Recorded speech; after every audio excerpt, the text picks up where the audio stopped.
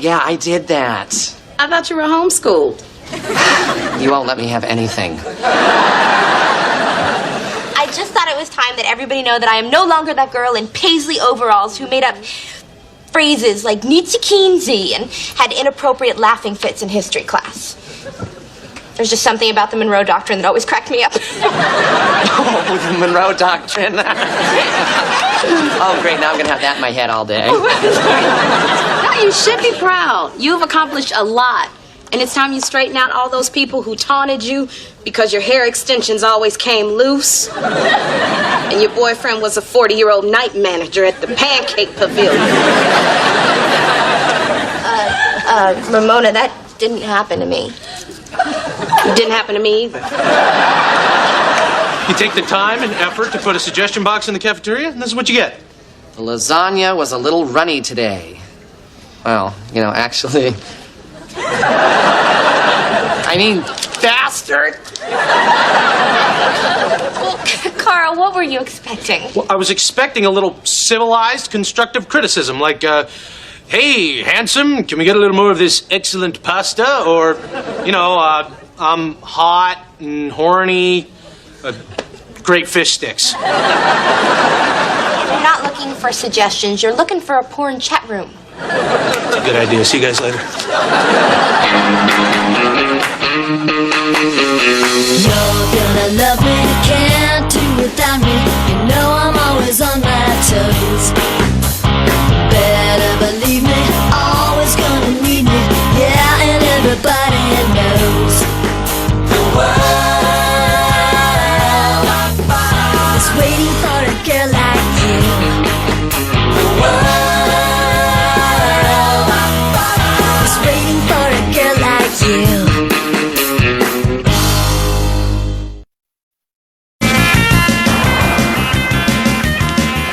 Okay, now this really bugs me. Every time you see her name, it's Demi Moore, 40.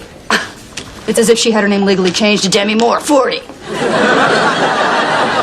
I cannot believe how many otherwise intelligent people, and you, devour these meaningless tabloids. It's page after page of crap that no one, my God, he must have gained 50 pounds. It doesn't even look like a Culkin anymore. No, that's a Baldwin. Okay, here's something that we really need to know. The star's secrets on what they use to look so good. $100 for a bottle of shampoo? What's in it, $100? Fungus. White truffles. Yeah, it's the gold standard by which all other fungus is measured. You know what's really sad, though? All the lemmings out there that are going to be running to stores to drop their life savings on that shampoo now. Yeah, sad lemmings. I'm looking for a shampoo with white truffles in it. Oh, you read the article. It's so spectacular. Anybody who's anybody has it. Oh, wow. There's one left. And it's really $100 a bottle? Yeah, but it's so worth it. It makes your hair totally amazing. Okay, I'll take it. Yay! Except she asked for it first. Lemming? Bitter lemming. Okay, I want to cheer Carl up. So what's the best thing we can say about the mac and cheese today? It won't be served tomorrow. Okay. Jake Heberling emailed me. I knew you were posting a message to impress a guy. Oh, no, not just a guy. The guy. Jake Heberling. You know, the guy in high school who was just like everything? Oh, sure. Every school has a Jake Heberling. What are you talking about? You were homeschooled. There was no Jake Heberling in your living room. Right, but, you know, we did have this minor bird named Chad who would mimic one of my two moms and say, "Good job, good job." Okay, more on the minor bird when I'm finished. Okay. Jake was so popular in high school, and every time I get around him, I turn into this, like, stuttering, snorting, honking Paisley mess because he was varsity quarterback, head of student council, gorgeous, and voted boy least likely to email me. So what'd he say? Well, he read my post, obviously a little impressed with my bio, wants to get together, and guess what? Doesn't sound like he's doing well. Not working. He's a loser. Pretty much. Not surprised, Claude. That's what happens with these guys. You're either on top in high school or you're on top in the real world. That's the rules. You don't get both. It's just life keeping it fair. Yeah, well, he's in town, sleeping on his aunt's couch. Wait. I thought you said he was down on his luck. Please! It doesn't get much more unemployed than that. So are you going to see him? Yes, tonight. And I'm not going to be nervous at all. You know why? Because now I'm cooler than he is. And that, my friend, is just life keeping it fair. Good job! Good job!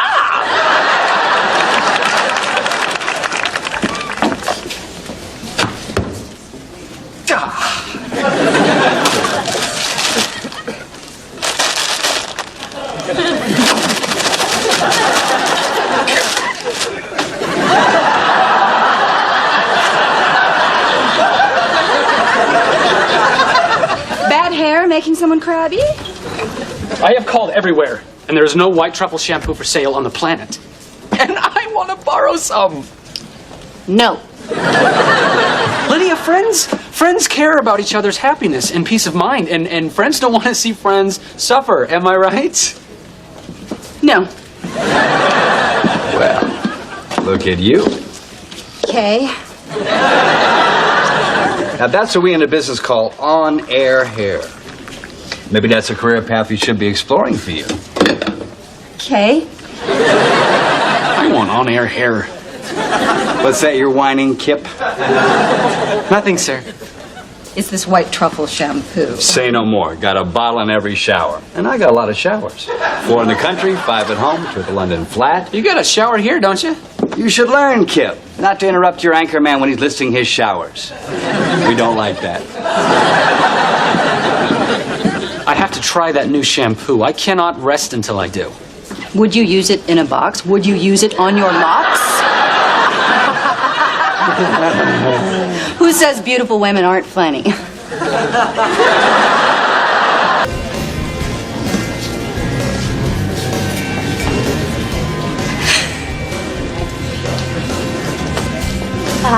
Jake? Claude? Yeah. Wow! You look incredible. Thanks. You're looking mighty incredible yourself. No. But you, huh? Living in New York City? Working at a network? Yeah, and you? Visiting your aunt? Yeah, well, I'm not exactly a contributing member of society these days. So. Well, shoot, we can't all be contributing members of society, because if we were, well, then what? Right. But look at you now, huh? So sophisticated. A real New Yorker. Oh, yes. I've changed completely. If I weren't me, I wouldn't even know myself. You know what I remember about you? Your laugh. Oh. No, the other one, where you snort and honk. Yeah, that's a perfect example. See, that's a thing of the past. I'm going with this laugh now.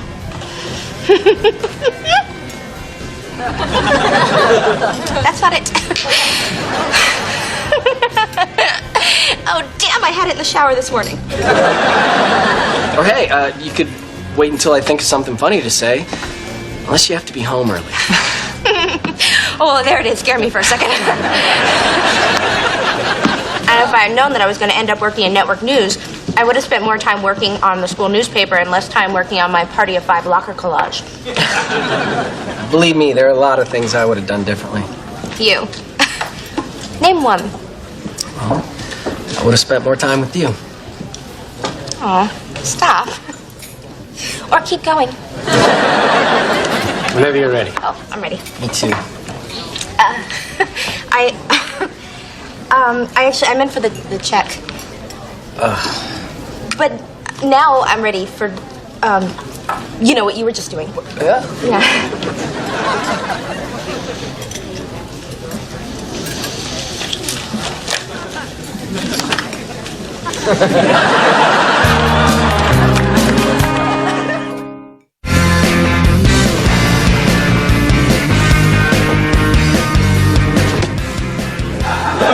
Don't be shy. Go ahead, pop it in the suggestion box. Hey, thank you very much for the suggestion, Irene. Irene Purple posted. Irene Purple posted. Anybody else? Hey, buddy, how about you? You know what? I'll start you off. Dear idiot. Buddy, you're taking these suggestions too seriously. You're letting them hurt you. Well, Owen, it's because I love this job. And maybe I care too much.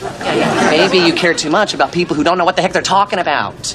I mean, these people have been eating this institutional slop for so long now that their taste buds are deadened by MSG and chemicals and beef tallow and... Sweet Lord, I'm hungry. So it went well, huh? It was great. Back in high school, I would have been a blithering, blathering noodle.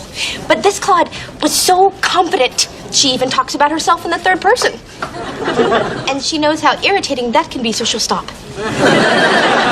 Thank her for me. So did you kiss? Oh, we didn't just kiss. We made out. And we didn't just make out. We made out in public. At the table? At the table. People looking? People looking. People felt uncomfortable? People felt so uncomfortable.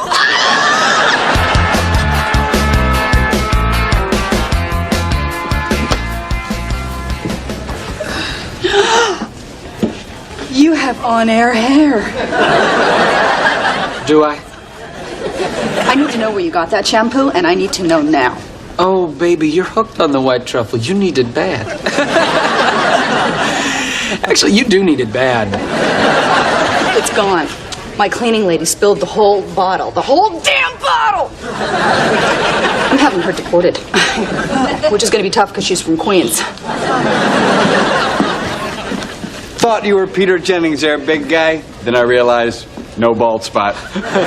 It's the on-air hair. I got the white truffle shampoo. Say no more. Got a bottle in every shower. And I got a lot of showers. As a matter of fact, Wait a minute.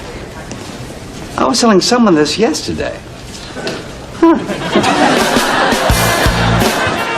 And now, for the grand finale of your very personal insider's tour of GMB News Station, I am going to introduce you to Will Butler. Okay, but try not to be nervous. Oh, let's face it, of course you're going to be nervous, and to tell you the truth, he sort of likes that.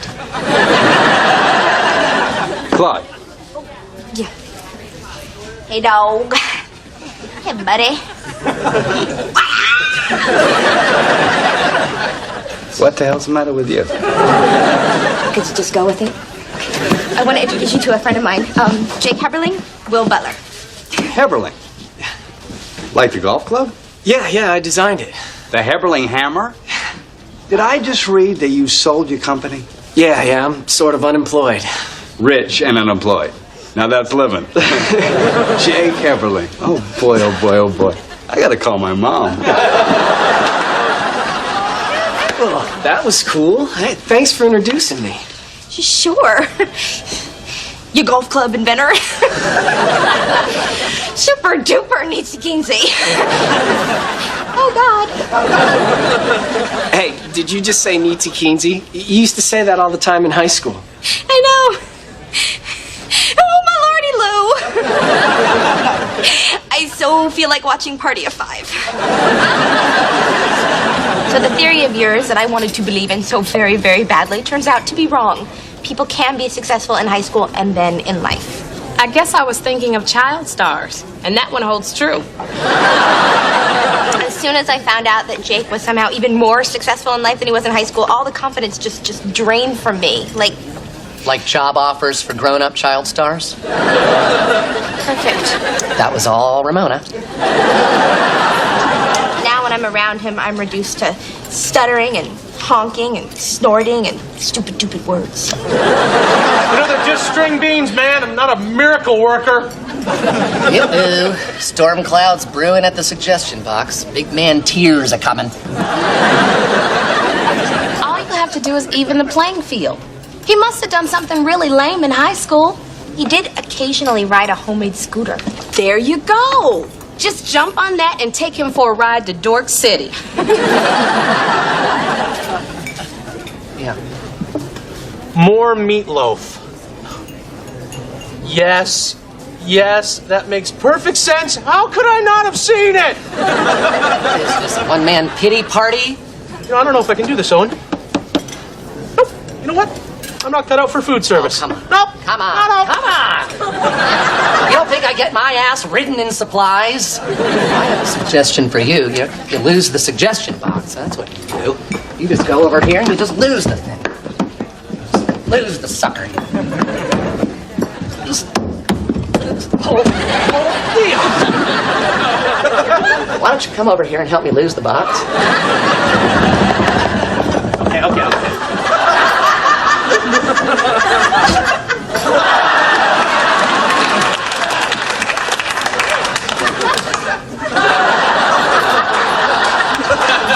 Thanks, Owen. You're right, and you're a friend. That's why I'm going to get you a big fat piece of pecan pie on the house. Oh, no, thanks. It's a little dry. Hey. Oh, golly. Hey, there it is. There's the laugh. But the kiss wasn't supposed to be a joke. No, I'm sorry. Could you try it again?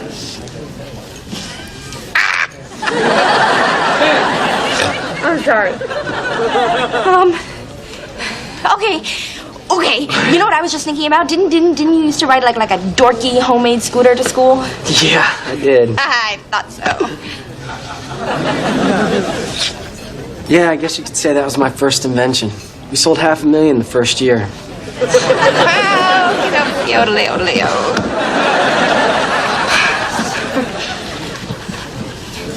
I don't think I can see you anymore. What'd I do? You invented a golf club and a scooter, and back in high school, which you probably also invented. I used to get all kooky and insecure around you because you were Jake Heberling, and then I found out that you're not exactly like Jake Heberling anymore, and now I find out that you are like Jake Heberling. It's actually Heberling. I never correct people, but hearing it 3 times in a row like that was...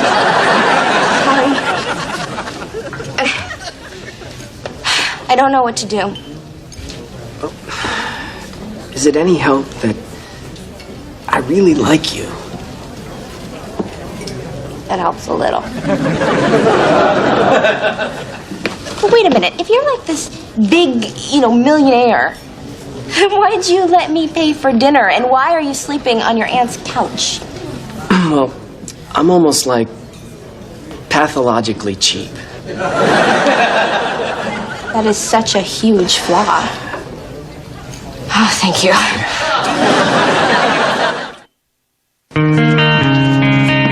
So, you're back to gorgeous. Mind if I ask where you got that shampoo?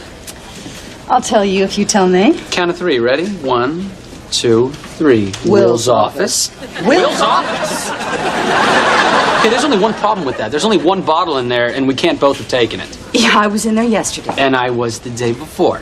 Which means You stole the shampoo I gave him. that's impossible. I'm telling you, it's just some generic drugstore crap. Which cost what exactly? $4. 2 for $4. So, basically, Meaning to buy. Hey, Claude, you're never going to believe what I yanked off someone's windshield. 2 for 1 coupon for Curry Gardens. You like Indian? I just said yum. If we get there before 6, they throw in a free Gunga gin and tonic. Carl, I'm home 30 seconds and drinks and dinner are already solved. Hey, do you believe that story about there being a ghost in the laundry room? Yeah, I started that story. It's just really hard to get a dryer.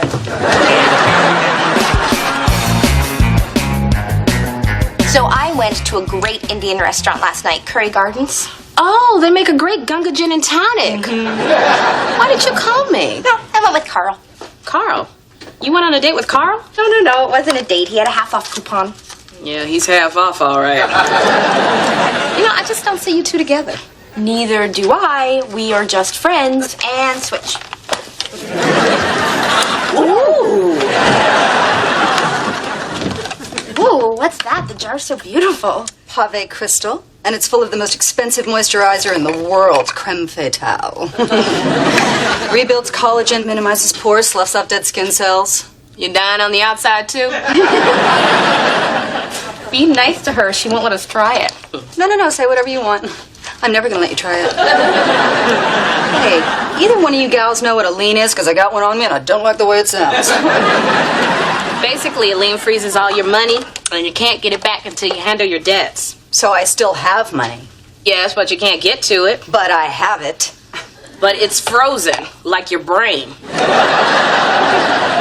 You can stand there all day long and take pot shots at me, you sour little fiend counter. But I don't care, because I have money.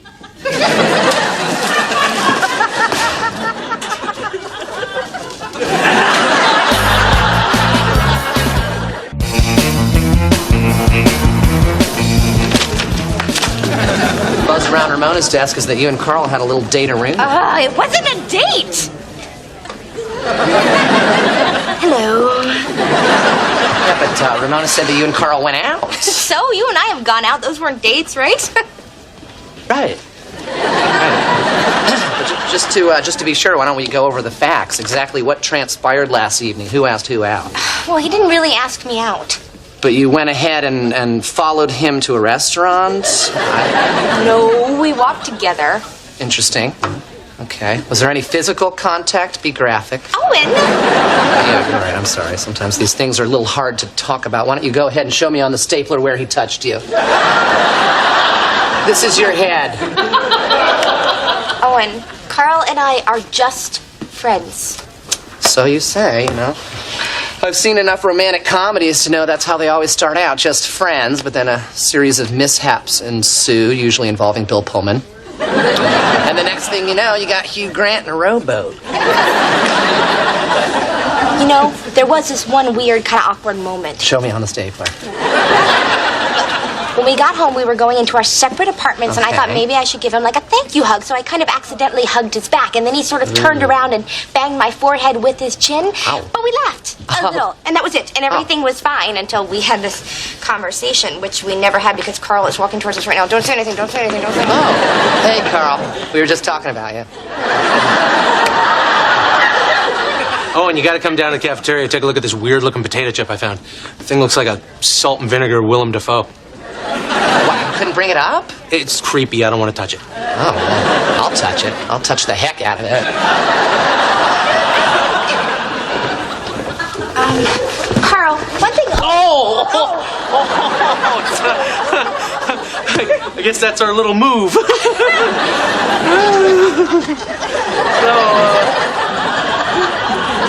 That was fun last night, huh? What did you want to talk about? Nothing. Just thanks again. Oh. All right.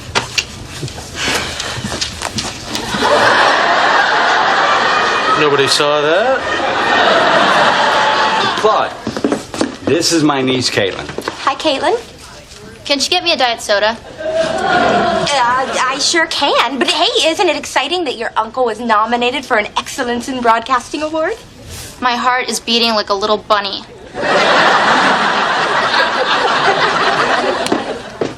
Isn't she cute?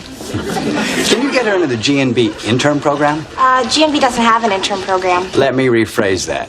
Keep her away from me. Hey, little snafu with your lunch order today. Apparently the Blue Crescent Cafe does not take maxed out credit cards. They did give me a message to give you, though. No, that was my last one. Hey, pretty. You look pretty. So, what are you doing today? You gonna help me get out of debt or what? And what would be in it for me? See, this is the problem. I have nothing. Then I'm busy. All right, what if there's a very expensive jar of creme fatale moisturizer involved? I'm all ears. Slightly dry ears. Wait a minute. You're reaching out to the 4th floor? What else am I supposed to do? What about stealing or a shower webcam? These are ideas just off the top of my head. I'm not even working. Well, I'll do it, but it's going to take a lot of discipline to change your spending habits. No, I'll show you discipline. You think my ass got this way by magic?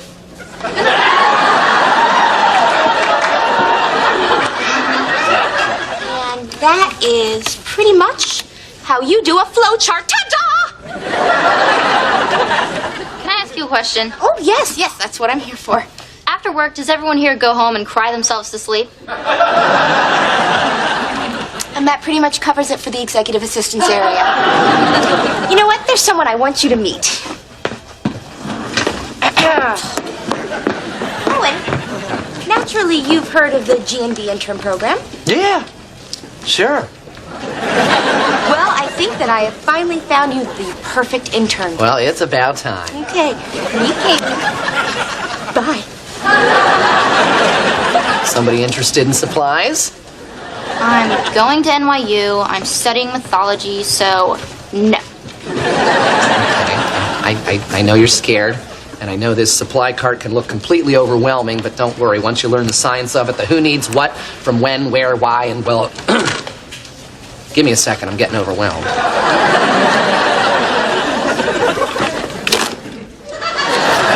The first pudding from a newly opened crate. I know you like them fresh, my lady.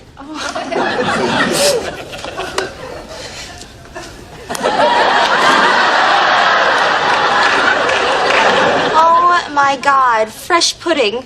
The high-calorie equivalent of roses. I really don't want a charming blue-collar romance in my work area.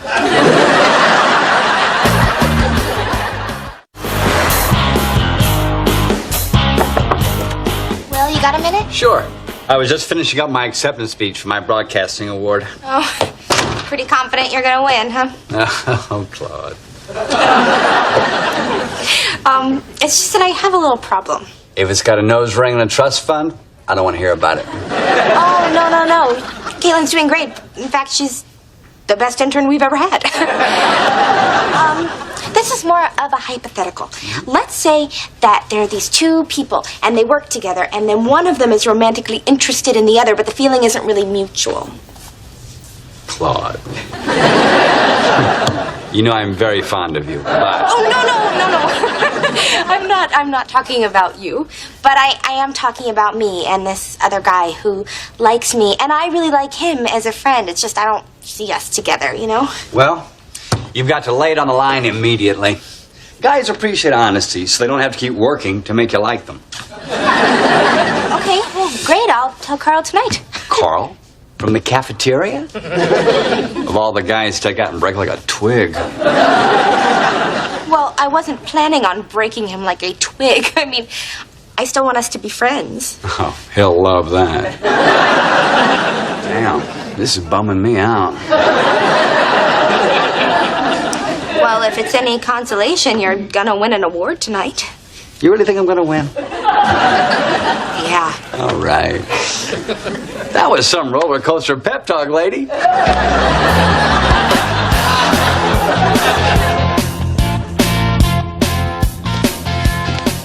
So that's the grand tour.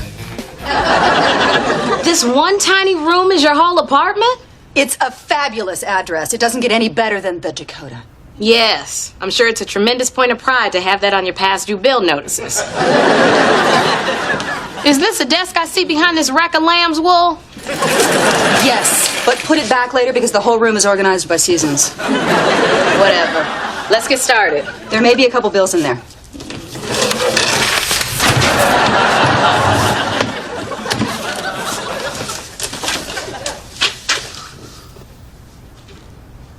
And there you are.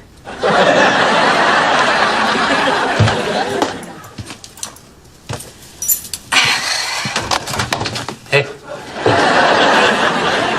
Good eve to you, my lassie. Hey, Carl. So, what do you say you and I order a pizza and watch some cage fights tonight, huh? We can watch at my place, although the window's stuck open and my couch is busted and I don't have cable. That sounds really nice.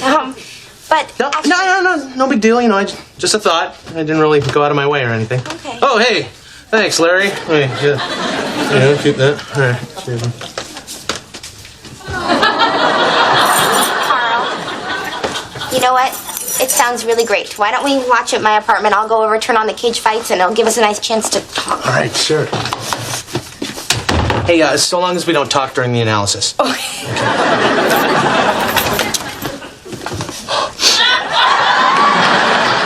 Lydia, your expenses are insane. $200 haircuts, $50 for a manicure. But look at my nails. Girl, my cousin Chester could get you a whole new hand for $50. Now, I'm not saying it's gonna work, but it'll keep your watch from falling off. Okay, that's your last martini. Let's focus on my finances. Fine. Lydia, I've put together a budget, and I've got to say, this is my finest pro bono work ever. And by pro bono, I mean, where the hell's my creme fatale?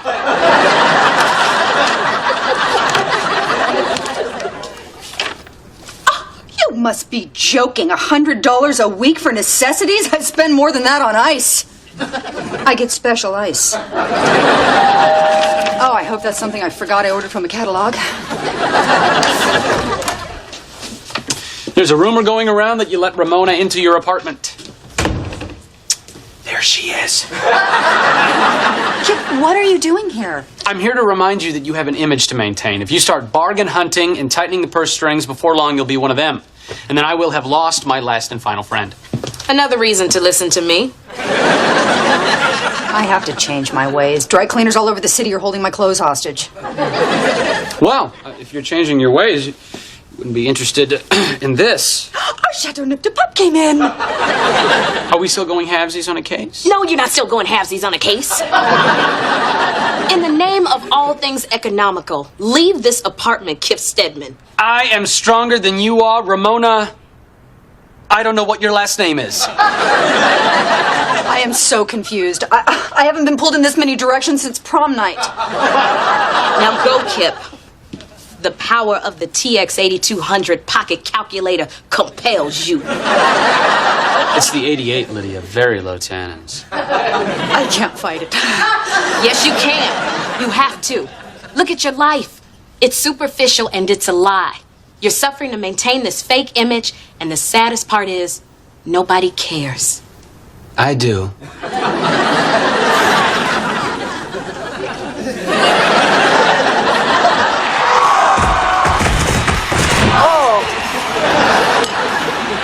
Hey, sorry about the salad. They force it on you with the coupon. No, I like salad. Vegetables are good.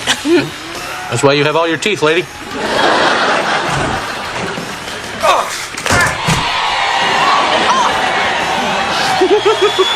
He did not see that coming. Probably because his eyes are bleeding now. Yeah. You know, I think it's probably going to take him a while to pop that shoulder back in. So maybe this would be a good time for us to talk. Oh, okay, sure. Great. What's on your mind? Carl, you are a great guy, and I really like you. Great. What?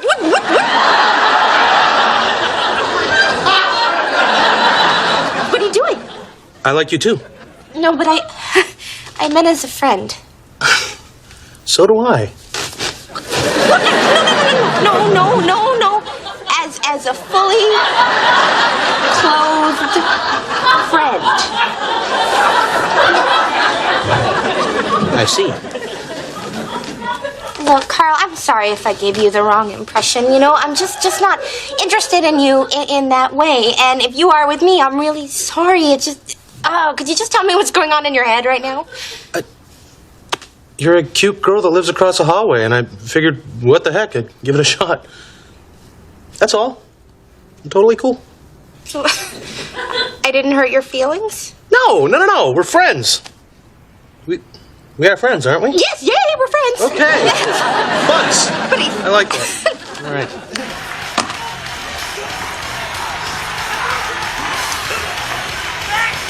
But if it's ever 3 a.m, you're half in the bag, feeling a little horny, give me a call.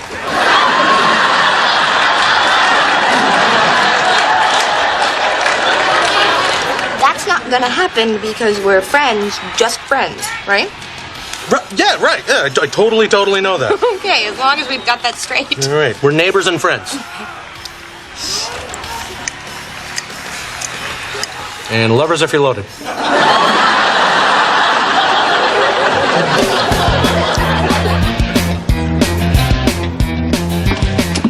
notice anything different? You shouldn't. I've worn this entire outfit before. I'm wearing clothing twice. That's progress. Thank you, Ramona. I couldn't have done it without you. Oh, you're welcome. I just showed you the way.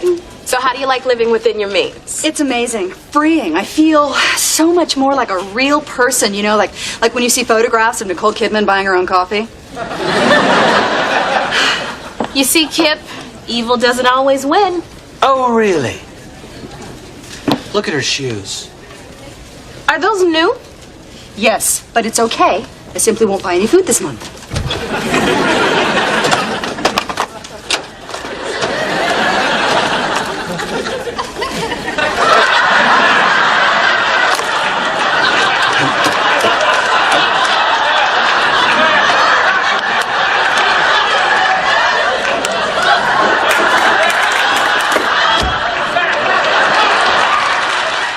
Memo, spindle, medium.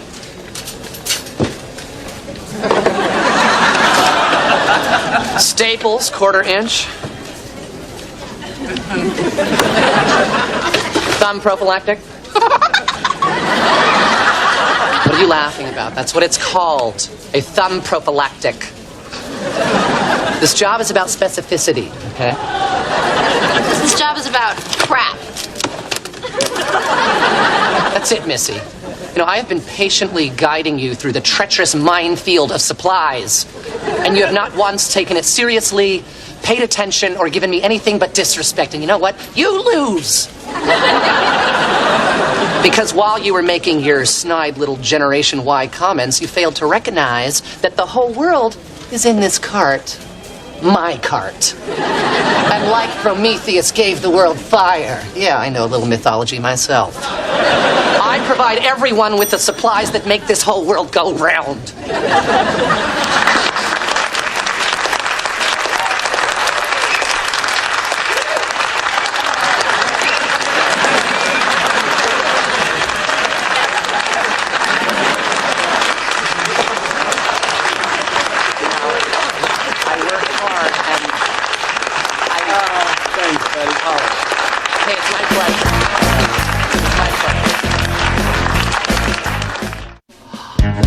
You're right.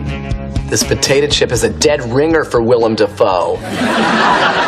Hey, you think we should try to find Willem Dafoe and show it to him? Do you know him? I feel like I know him. Well, yeah, he's cool. I like Willem Dafoe, but I don't know. I just wish it would have been Yoko Ono. Well, she's got to be in there somewhere.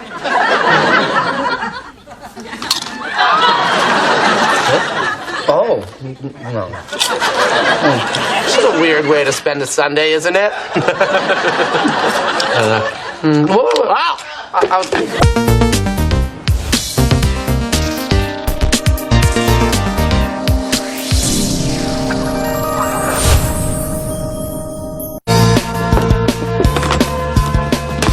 Remember I told you about the good-looking new segment producer? Well, there he is. Let's go pretend we have to talk to him. Okay, follow my lead. Okay. Hey, we got something to talk to you about. What's that? Take it, Claude. I knew that would happen. Hi. I'm Claude Casey. Oh, Mitch Calgrove. So, what did you need to talk to me about? Oh, I just wanted to warn you about the jicama.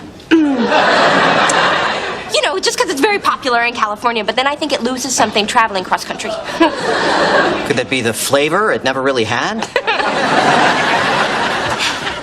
Well, nice meeting you. Yeah, the pleasure was all mine. No, I actually had some pleasure in it, too. You know, don't hog it.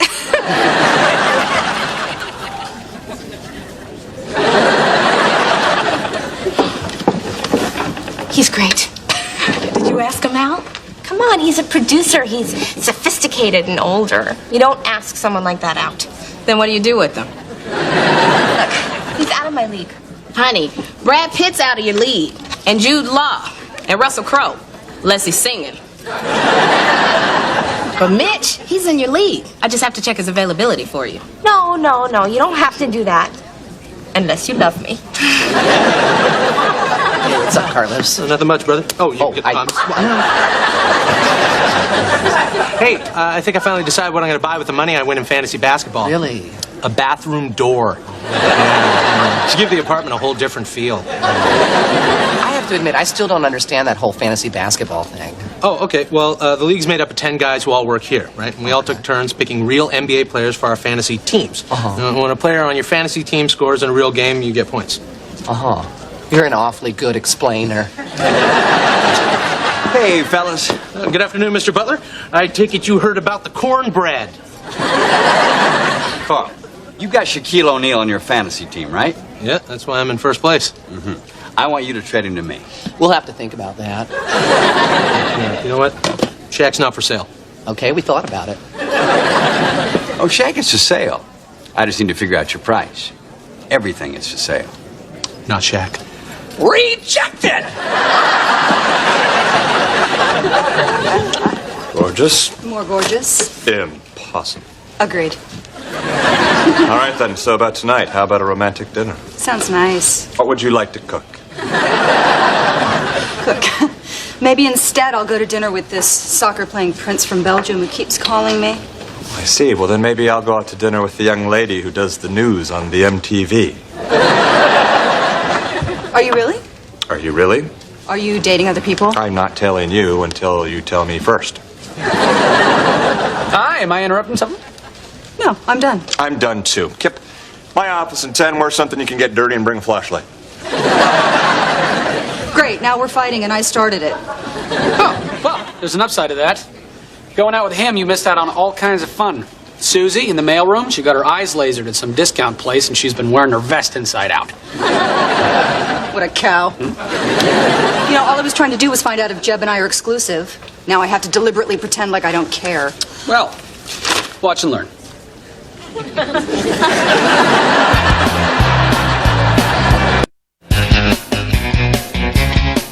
So Carl and I are supposed to check out this Mitch Calgrove, and it's all top secret.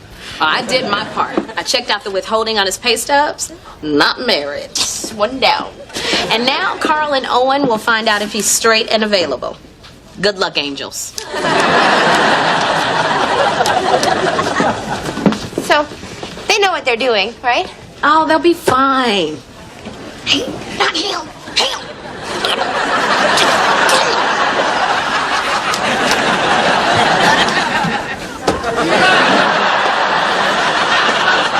Mitch Calgrove, hello. Owen Kronsky, Supplies, and Carl Minari, Food Services. All sandwiches made with plastic gloves on. This is a really friendly place. Everyone keeps introducing themselves. Yeah, Mitch, we're all kind of busy people. I am putting in for the 2004 Staplers. Would you like one? Yes, I've heard good things. Okay, gay or straight? You need that information to order a stapler? Of course I do. It changes the grip.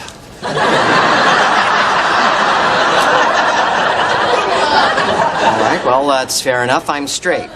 Okay, that must be good news for your girlfriend? Okay, what's going on here? We're making a short film. No, you're not. Look, do you have a girlfriend or not? No, not at the moment. Does this still have to do with the stapler? No, this is so you can get highlighters.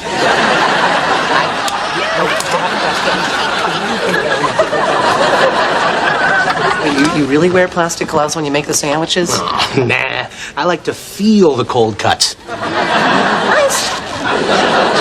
Oh, don't worry. This guy is as straight as a... He's not gay. Well, we did our job. Now you go do yours. I will rise to the occasion. I will become sophisticated, witty, and urbane. Now, how fast can I memorize the New York Times and develop an enchanting listening gaze? Carl, I need to speak to you in my office. This guy's relentless. Ooh, can I watch? Have a seat. Okay.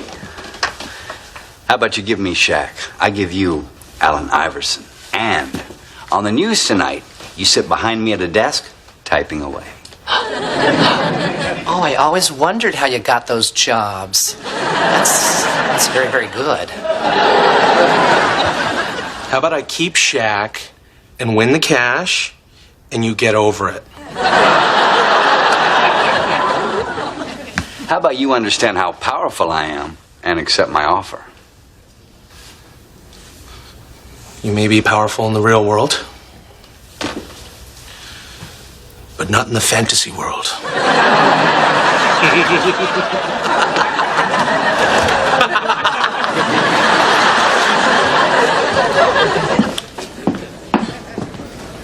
You set up dinner with the Fresh Prince of Belgium. You've been working on that all day? No, I had Kip do it.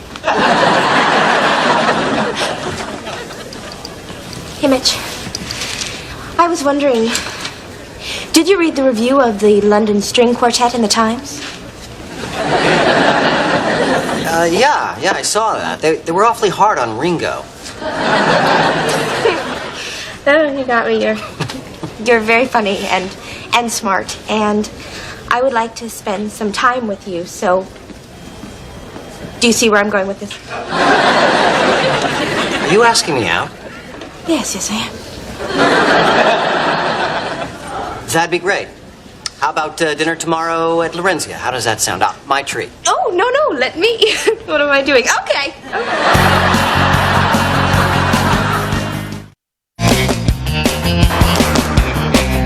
Mind if I join you? Oh, so when there's no Jeb around, you want to hang out with me? I've got good gossip. Sit and spill. Our GMB weatherman got butt implants. I thought he was a meteorologist. I don't know about that, but he's definitely a fake assologist. I wonder how much that costs. $3,800. You know everything. I bet you could even find out if my boyfriend is dating someone else. No way. Last time I got between you and Jeb, I got fired for almost the whole afternoon. Does Miss Confident want a pizza bagel to celebrate her date with Mitch? No food for me today. Only lemon water. See, I have this really cool dress, but I've never worn it because it's a little tight. Like, I'm not sure that I can actually sit in it. So where's he taking you? Lorenzia. Oh. Fancy schmancy. You really think you're going to be able to have fun at a place like that? Yeah. You see, that's why you and I would never work out.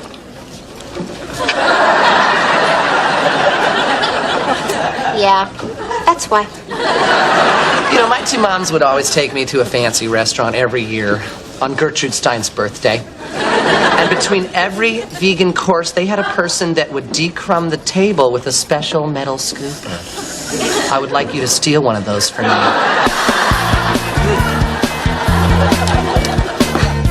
Well, Carl did not go for the Ugg boots.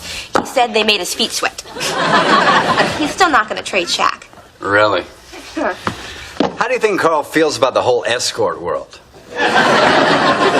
I think you're onto something. So I'm going to Lorenzia tonight. Any pointers? Lorenzia. Okay. Here's what you drink. Dirty martini, straight up, 3 olives. Well, that make me look cool. They're $18, you tell me. $18. The last time I drank something that expensive, it was barium. Yeah,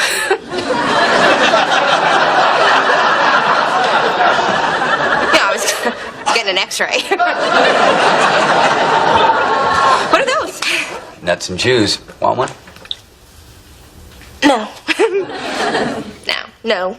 I don't want to eat until I go to dinner in a mere 3 hours and 37 minutes. Nuts and chews? No. I can do this. I am doing this. I am leaving your office. Nutless and chewless. Excuse me. I'm looking for a Carl Minari. I hear a voice. Came from up there. Oh my God, Bill Walton!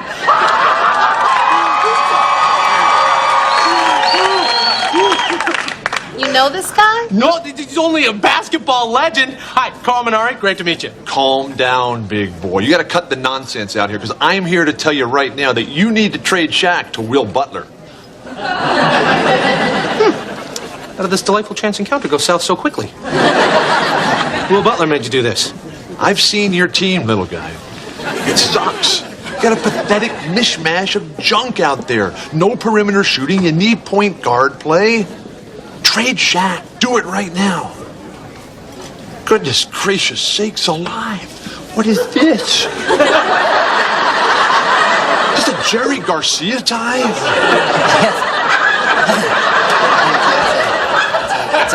It's a gift from Carl. He's the Grateful Dead fan.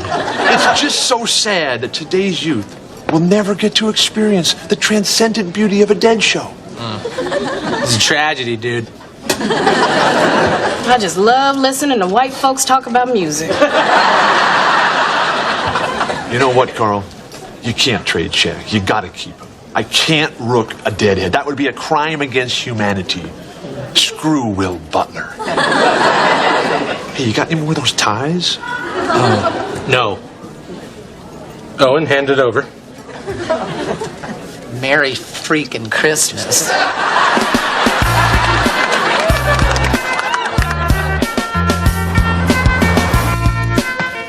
Starved. I've barely eaten all day. Oh, you should not eat. That can make you dizzy and nauseous and weak. Oh, good, we can sit. Cocktails? I will have a dirty martini, straight up, 3 olives. Oh, nice. I'll have a Glendenning on the rocks. Can I have one of your olives? Sure. Make that 4 olives. So, this is great. Seeing you by candlelight and not the glow of a computer monitor. Yeah, I love this place. I come here to kick back and wonder where the bread is. For you. You know, you are really a surprise, Claude. You're so sophisticated. I'm almost intimidated. Oh, please. There's nothing intimidating about me. We have got to have bread. So, segment producer, talk to me. Well, I guess it all started when I went off to Harvard to visit my cousin, who told me to go back home and get my high school diploma. Oh, better not get this too close to the candle.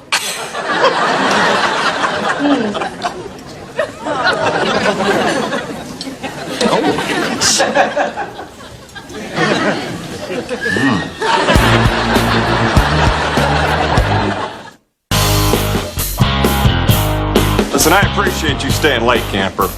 Well, I appreciate you appreciating me. Don't twist my words. You're friends with Lydia. I'm staying out of it. I want us to be exclusive, but I can't tell her that I'm not dating anyone unless I know that she's not dating anyone.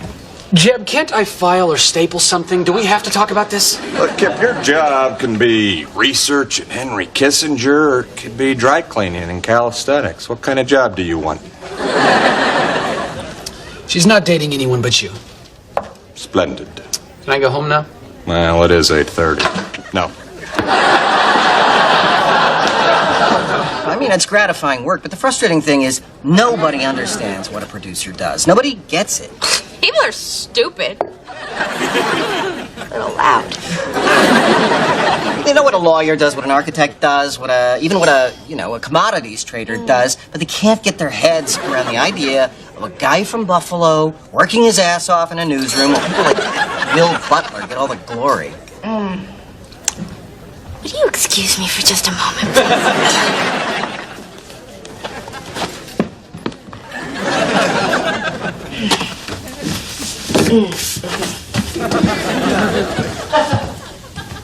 I think I'm gonna sit here.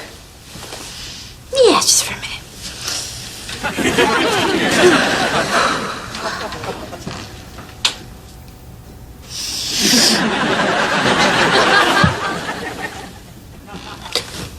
Okay, that helped a little.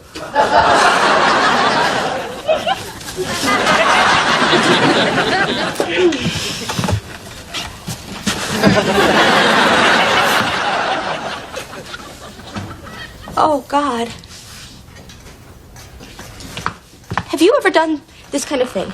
Not eaten all day, then gotten drunk, and then fallen asleep in the bathroom and ruined your date? You don't speak English, do you? No, I do. I just can't believe someone would do something so stupid.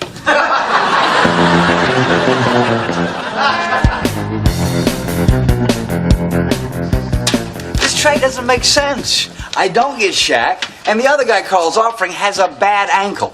Bad ankle? I played my entire career on 2 bad ankles. Make the deal, pull the trigger, throw it down, big man. One time, throw it down. He got to you, didn't he? Hey, Carl's my friend. I am not gonna cheat a deadhead. I like the Dead. Yeah, right. Name me one song. Just one. Message in a bottle. That's the police. You're an embarrassing disgrace. Truckin'. Oh, no. That's after the buzzer. That score has been waved off. You're terrible.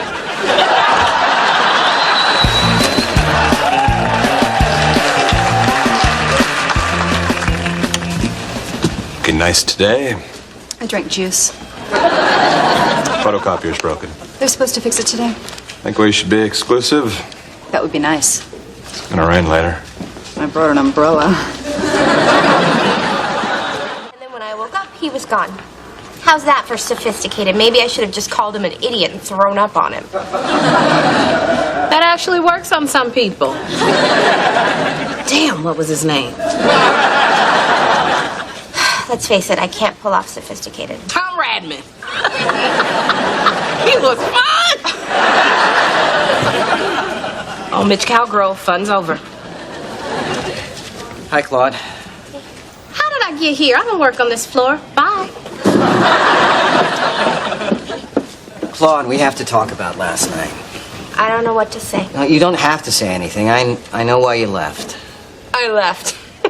I left, I went away. I know. I sat there spewing opinions, and I took that shot at Will Butler, and I guess I was nervous and trying to impress you, and I'd like to apologize.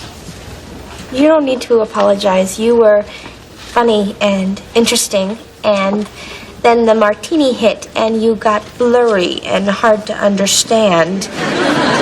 And then I had to pass out in the bathroom. It's incredible. You think I'm funny? So you're not mad? No, I just found out I walked out on you. So do you think that maybe we could try this again? Only this time we could go to a restaurant that brings you the bread right away, like right when you sit down, no kidding around, here's the bread. Absolutely. I think there's even a place on 47th Street called Here's the Bread. Oh, wow. It's a date. You know, I'm not like obsessed with bread or anything. No, I'm aware of that. You're a drunk. How soon can you make your own throat swell shut? Hardy har. Why don't you have some grapes? 'Cause that's what you're like. Seedless grapes. That's right, I've just implied that you're infertile. Those are olives, Four Eyes. Four Eyes. That is so cliche. And yet it cuts like a freshly sharpened knife. Kip is heartless. He is like a heat-seeking missile straight for my Achilles heel. He called you Four Eyes? Yes. You brought up a lot of emotions for me, you know. I haven't been called that since graduate school.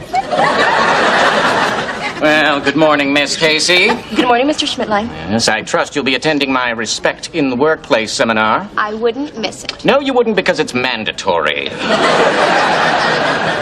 Quick question, Miss Casey. Those two, Ms. Platt and Mr. Kronsky, are they what you would call paramours?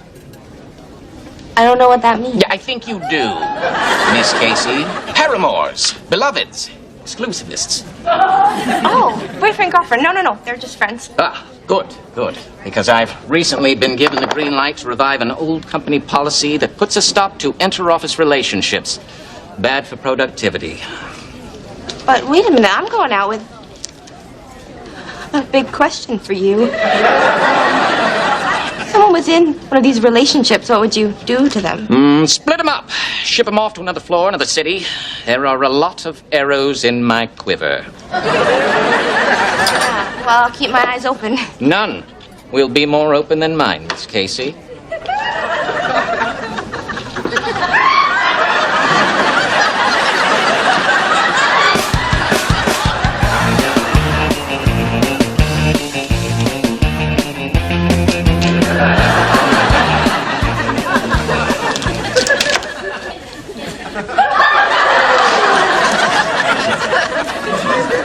20 grams of sugar. I'll be flying without my broom. Yeah. Yeah, what?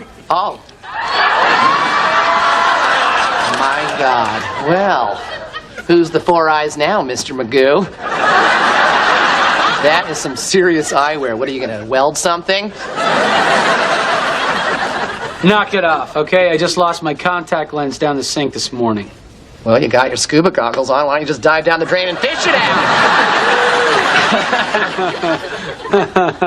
Okay. You want to play this game? Take your best shot. Let's go. Okay, good, because I'm in the zone. I'm in the groove. I need time. Because the first two zingers I already hit you with were sort of off the internet. Claude, look what the florist made me do. They're beautiful. Yeah. You think your boss is gonna like them? I think that he's going to give them to his assistant. Ooh. And I also think that's what we're going to tell Schmidtline. He is on a rampage about office romance. Oh, we'll just have to be discreet until he moves on to some other burning issue, like communism. You know, I did have a cat named Chairman Meow. Anyway, just as well, instead of focusing on me, you should be focusing on your big segment for tonight's broadcast. It's not that big a deal. It's the lead-off segment. It's the first thing people see. It is so big. Not so big. It's huge. Come on. It's make or break. No, I'm sorry. Forget I said that. It's do or die. Okay. I'll shut up now. All right, I'll see you later. Okay. Don't be nervous. I'm not. Liar. Communist.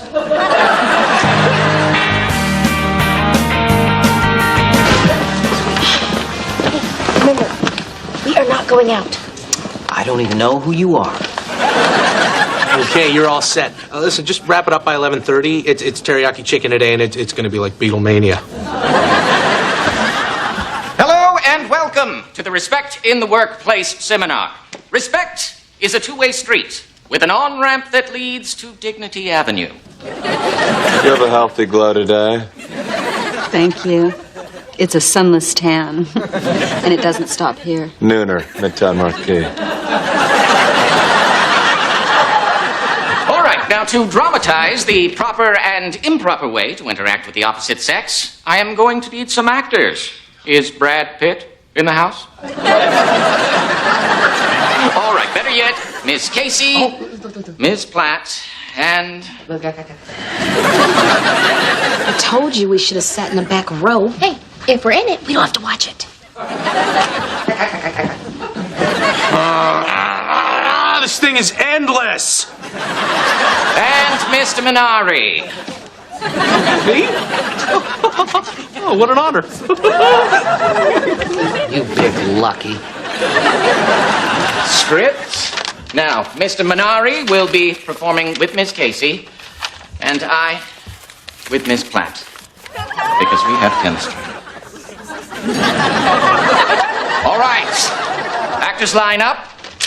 Now, first, Mr. Minari will be portraying a professional who knows how to behave in the workplace. Say hello to good Gary. Morning. Susie, mind if I make some copies? Go right ahead.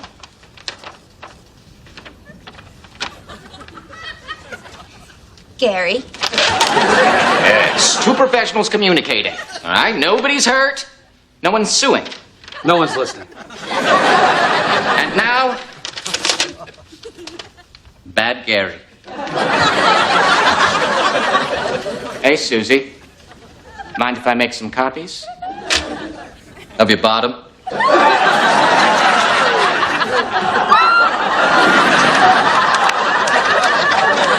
I'm going to report you to Human Resources using Form 345-B.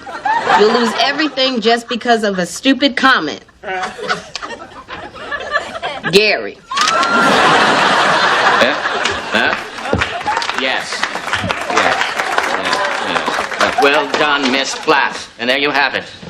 Inappropriate, dangerous, unproductive, exciting. Are we done? Yes. Yes. It's over.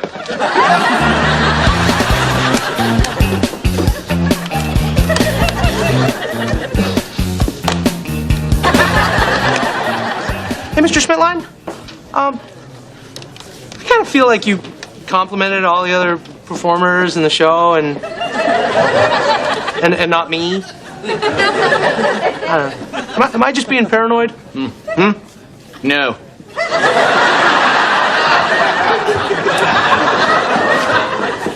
Kip, Bad Gary got me thinking.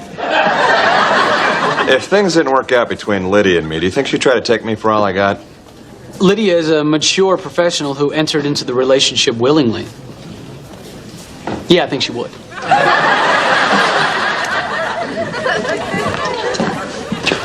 Oh, hey, look.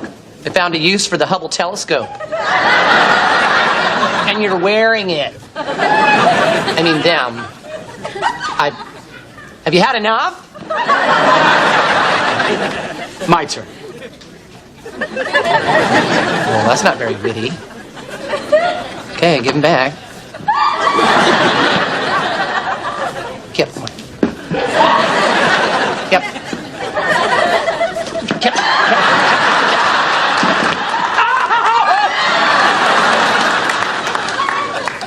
You freak! You bit me!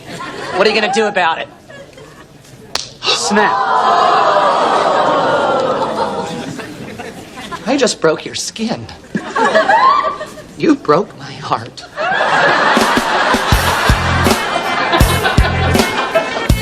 Ramona, this morning, did you notice that Mr. Schmidtline was a little attracted to you? A little. Crazy idea. What if you were to go on a date? Just one date with him. And then I'm thinking he would have so much fun that he'd forget this whole no dating policy and then problem solved. So you're suggesting I go on a miserable dinner with a skinny, bald-headed man, just so you and other GMD employees can date whoever they want? Yes. I think that could work. But you're coming with me. Mitch and I double with you and Mr. Schmidtline. Well, we've never doubled before. I guess that could be fun. Where do you think that we should Fondue. I don't care where, it's what I want.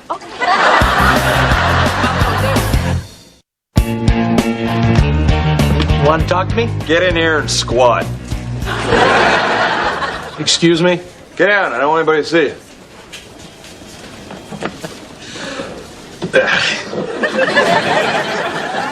I'm sorry, are we playing capture the flag or... Look, you did a good job with the microphone at Gary's sex seminar this morning. I need to secretly record a binding legal statement from a certain lady. You realize what you're suggesting is against the law. Look, you're the cafeteria manager, and I called you for audio help. If I wanted legal advice, I would have called somebody in housekeeping. What's in it for me? Help you out of that squat.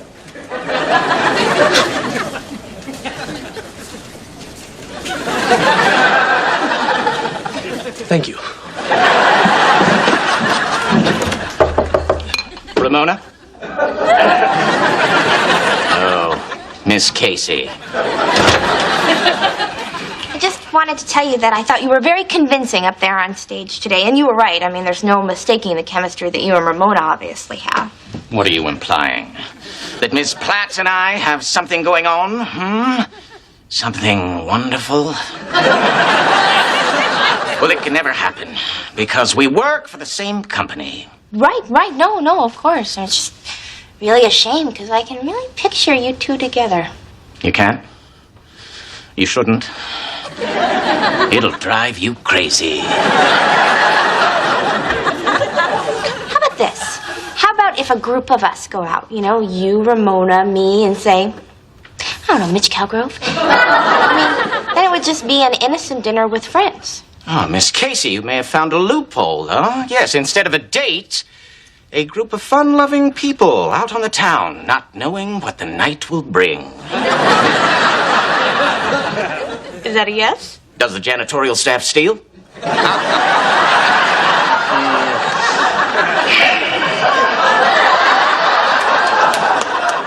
Thank you, Miss Casey. For someone so tightly wound, you can be quite sweet. Well, I'll try to loosen up for the date. The innocent dinner with friends. Yeah.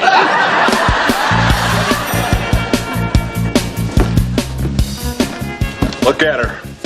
Beautiful, poised, and potentially litigious. Never worn a wire before. I feel so Italian. I'll be right here. Listening and recording. It's a nice work camouflaging the equipment with hoagies. Actually, I'm camouflaging the hoagies with the equipment. Okay, let's get a sound check. Test, test, test. I'm better than all the rest. Okay, get out there. Hey, don't be nervous. You start sweating with that thing on, you'll fry your manhood. Not that again.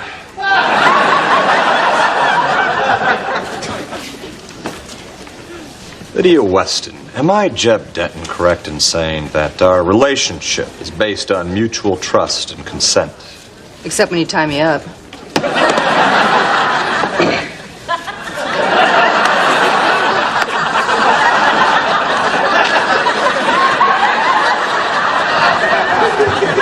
Have I ever used my position as on-air talent to force you to engage in romantic activity?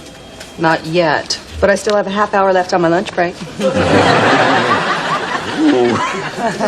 Someone got all riled up from that strange man seminar. I like it. I like it too. Very much. Let's consensually retire to my office.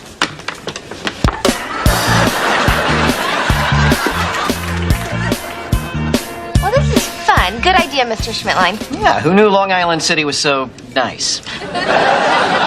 I love fondue. The bread and cheese are good, and the beef dipped in hot oil is delicious. But wait until you get to the chocolate. I was just thinking the same thing.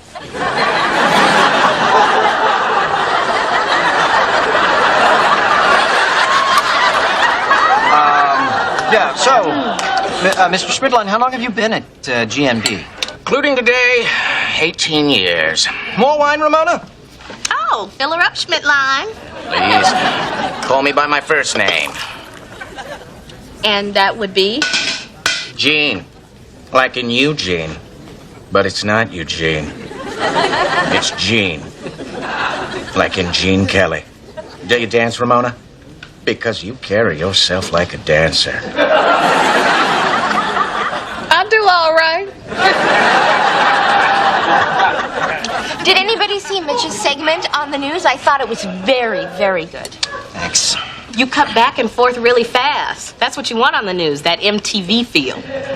Well, not when you're doing a feature on abuse in nursing homes, but I may have gotten a little nervous and overdone my editing. I kept telling you not to be nervous. Yeah, I know, and originally I wasn't nervous, but your almost constant concern and enthusiasm sort of crippled me. I guess I was just too supportive. Let's drop it. Okay, that's fine. Well, that was an uncomfortable lover's spat, huh? Why don't we end this charade? This is no dinner with friends. We all know that it's a double date. Double rendezvous. Which means that you two have a problem. Because you two are GMB employees. Well, then you and Ramona have the same problem. Well, that's where you're wrong. Because I quit GMB today. What? You still paying? Of course. And why did I quit? So that I would be free to explore my burgeoning relationship with Ramona. Okay, we're gonna need some more wine. Good idea. I don't have anywhere to be in the morning. Yeah. But you two do.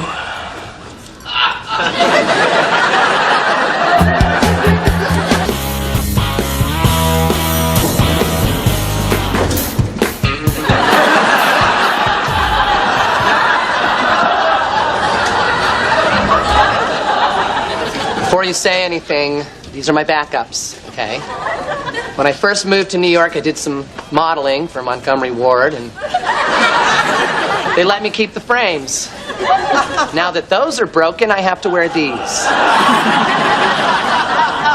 You filed a respect in the workplace complaint, didn't you? You bet I did. And I hope I taught you something about not making fun of people who wear glasses. You did. Good. And I think you're about to learn something about biting on the job. What? You filed a complaint? And I'm suspended for the day. Yeah, well, so am I, you rabid little twit. You're a big, stupid ass. Well, you want to go to the movies? Mind if I go by my apartment, change my shirt first? I don't know.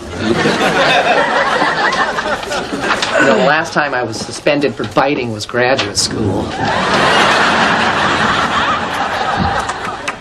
Hey. So, I guess last night made something pretty clear. Yeah. Don't give Schmidtlein 3 glasses of wine and a mini pitchfork. No, I think that Schmidtlein has a point. You know, working together is affecting our relationship and our work. Well, I know it does add pressure. Yeah, and I have to look good every day. Claude, I don't care. I mean, I know sometimes it's awkward and uncomfortable, but I think it's worth it. Oh, God. That is exactly the good version of what I imagined you'd say when I went through all the endless variations of imagining what you would say. Good. Because here's what I imagine. Not at work. Oh, why not? Gene quit. The wheels are off, baby. Hey, Ramona, did you get home okay last night? Mm-hmm. Gene drove me home this morning. No, you didn't. Girl, I've never had a man quit his job for me. You gotta encourage that kind of commitment. What are you two, like you're dating now?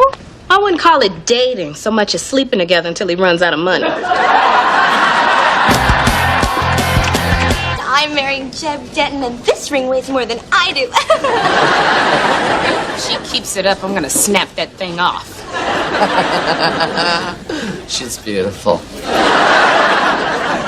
I'm serious. This is bragging above and beyond anything that Lydia's ever done before. Yeah, that's the problem with this office. Everybody's trying to be up in everybody's business. It's gossip and it's a sin. Here it is, darling. The final draft of my autobiography before it goes to the printers. I gotta get my hands on that book because you know it's loaded with all kinds of dirt. This is so exciting. You are gonna be famous. Oh, wait, you already are. We need to set up a meeting with my new PR gal. She's supposed to be super smart. You know what that means. Will thinks that all the women in the book business are mousy and frigid. I think that a cold little mouse sounds cute. Kronsky, where were you yesterday? There's a situation. What happened? Siamese twins crossing Fifth Avenue in a shopping cart. You wait all your life. You know, we wouldn't miss special moments like this if only there was a way for us to stay in constant communication. Yeah, well, if technology ever makes it that far, give me a call. Buddy, the future is now. Calling Owen over. Talkies, does that brain ever stop working? And the best part is, ladies love this high-tech stuff. Over. And we love the ladies. Over. Okay, those two ain't getting a date until the batteries die. I'm sorry, Claude. I just can't stop staring at my finger. I'd like her to stare at my finger. And I don't mean my ring finger. I'm talking about the one next to it. And don't think I'm talking about my pinky. Hello, Tracy Fletcher for Will Butler, please. Whoa, you're not how I pictured you. Really? Well, not that I like picture everybody before I meet them or pigeonhole them in any way. Although, you know, I did think that the copier guy was going to be bald, but then he came in with a full head of hair. Tracy Fletcher? Oh, Will, Tracy is your PR person. She's not mousy at all. The last time I saw Will, I wasn't in PR. I was in a king-size bed. Yeah, Tracy and I went out a few years back. I know. Would anybody like some coffee? You remember getting coffee in that cafe in Paris? course. It was like $60. I know, I paid. As I recall, I earned that coffee. You know what? I've earned coffee. I think that I am gonna have a cappuccino. You don't care.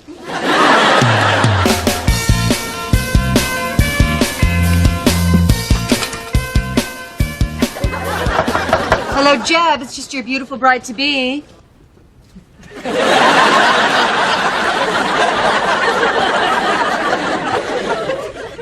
Does she have a key?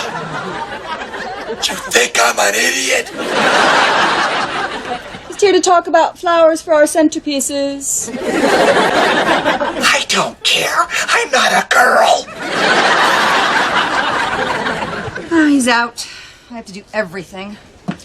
Weddings are so taxing. At any given moment, you're asked to pick out a fabric or a color, but I will not taste desserts. You're getting married? Why, yes, Kidding. That's funny. That's what you have going for you. Can't wait until we're married and she starts acting normal and our sex life heats up again. Jeb, yeah. All right, so I just got to get through this wedding planning part. And she just needs a girl here at work who she can talk to about the wedding. Not me. All right, fine, I'll figure it out. Now let's get back to the man's job, planning the honeymoon. You see where this is going, don't you? Oh, would you like me to look into that? Well, only if you're done with the stupid questions, of course! Okay, I'll get on it. None of those Cancun-y places you druggies like to frequent. All right, I'll look into flights and hotels. Oh, how do you feel about shuttle buses? I guess you're not done with the stupid questions.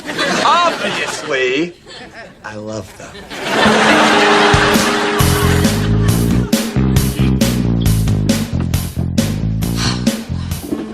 But I need your help. Jeb, again, to work the microwave, all you need to do is press the big button on... I wrote all that down. It's, Lydia, I can't talk about this wedding anymore. Oh, neither can I. Are you sure? Come on, Red. She needs a lady friend to bounce ideas off.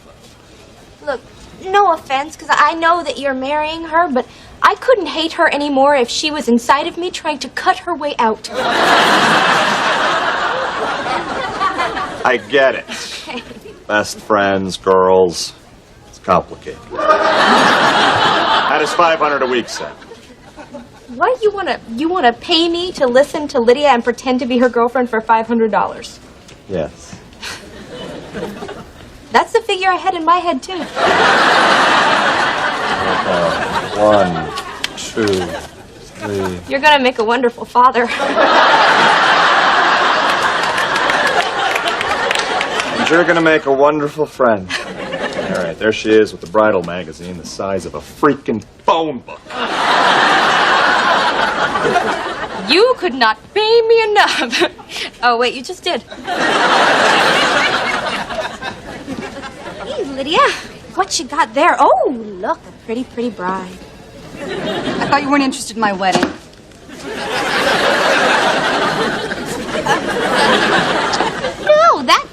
No, that's just a character I play sometimes. Ooh, are those the cute, cute shoes that you're going to wear on the most important day of your life? I don't know.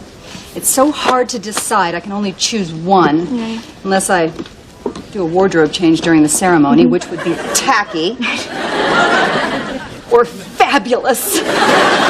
Oh, I've never actually told anybody that I wanted to do that before. Oh, I'm so honored. I gotta get to the bank. Okay.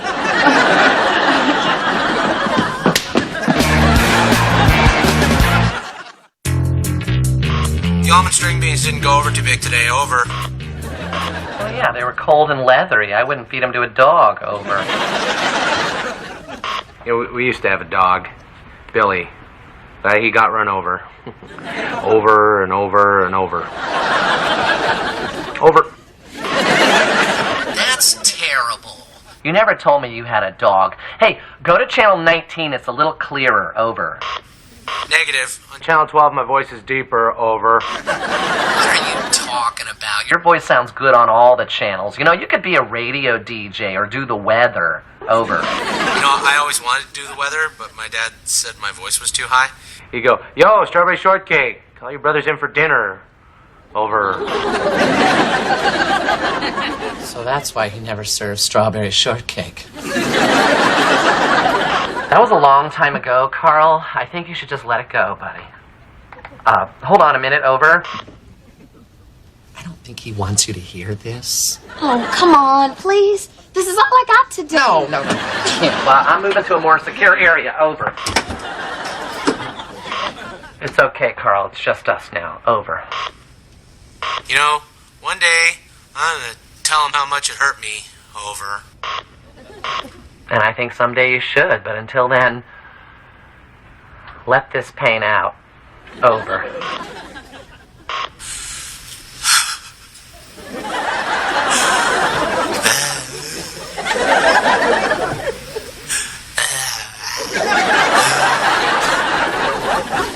Over. Doing? No. And there's a picture of me with John Bon Jovi.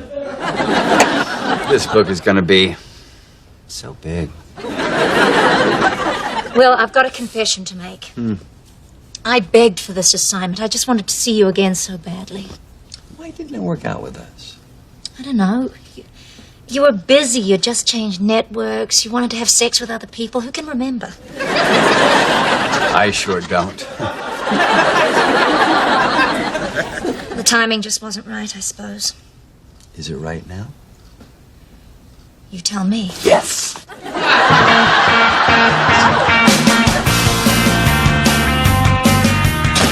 Okay, honeymoon boy, where the heck are we going? First stop, London. England. What am I, gay? It's just a little stopover at Heathrow Airport, where you'll catch a shuttle bus that will take you to Air Italia, which will fly you to Manly Room. Bad. There better be a shuttle bus waiting for me in Rome. But of course, to whisk you off to your luxurious hotel overlooking the Spanish Steps. Italy. Italian people. Why would I want to stay in the Spanish section? It's just what they call it. I want to have fun. I don't want to be constantly confused. Neither do I. Help me out here. What is your idea of romance? Sports, drinking, internet access, hunting. Oh, you mean every bride's dream since she was a little girl watching ESPN. Yes! So which color do you like for the groomsmen's ties? The Cape Cod white or the Nantucket white? Well, they're just both beautiful waspy whites. Aren't they? You're so good at this, Claude. I am? Yeah, you have an incredibly well-hidden flair for fashion.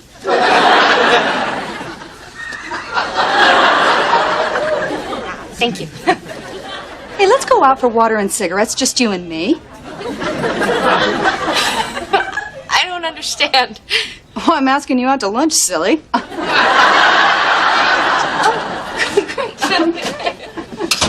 Hello, ladies. Not now. Perfect. I'll get my purse. Okay. Jeb, I'm so sorry, but this is just wrong. I mean, I think that she's starting to like me, and it's just making me feel dirty. I just can't do this anymore. I can't. I can't keep taking your money unless you start putting it in an envelope.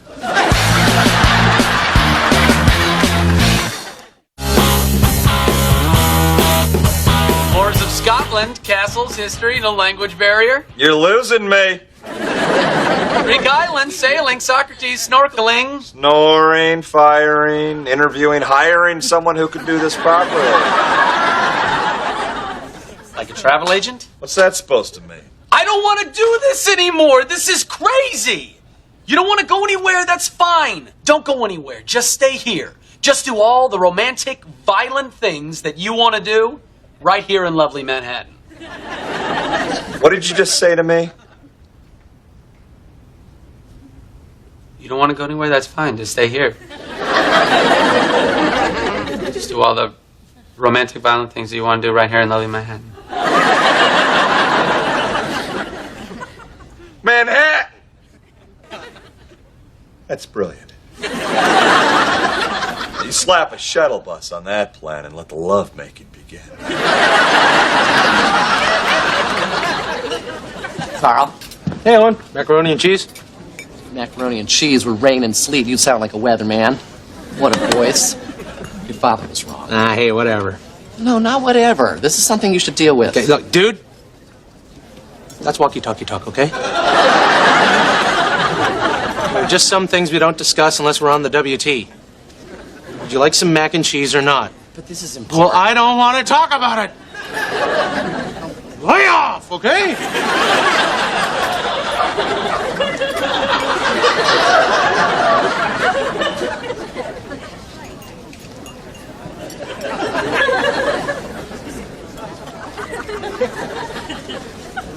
Hey, man.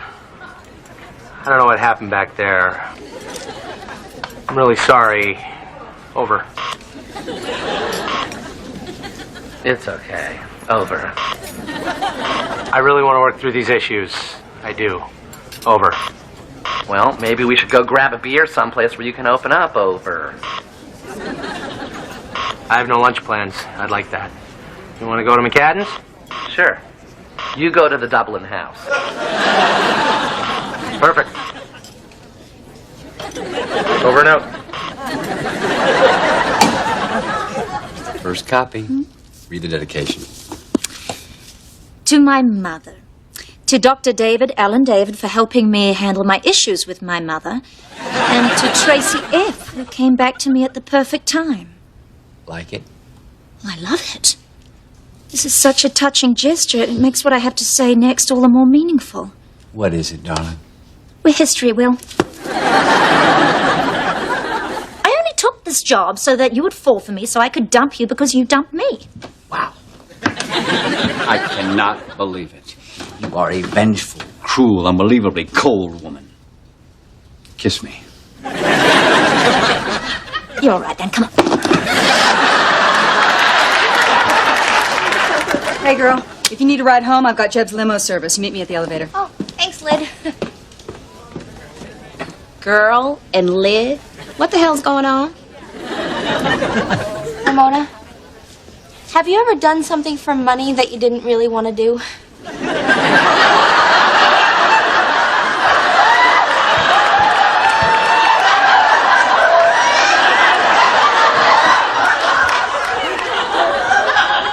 Shut the door. There is no door. Then no. Well, I have. Jeb is paying me to pretend to be Lydia's friend. Am I horrible? Am I horrible for showing the neighborhood boys my business?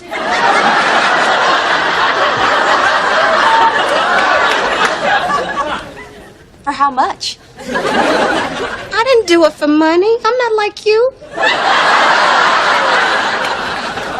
Ramona, if only I could have just shown my business for free.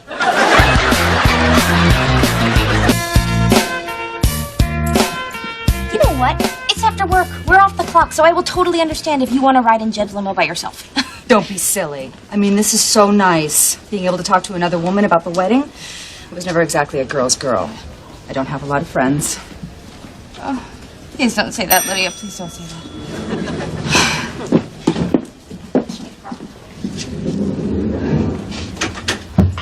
Carl, come in, Carl. Over. Hey, Owen. Lunch was good. Thanks for letting me get that off my chest. Over. That's what friends are for. Speaking of friends, did you hear that Jeb's paying Claude to be Lydia's friend?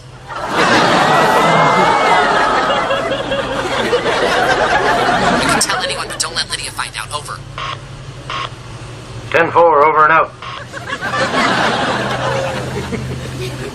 How you ladies doing?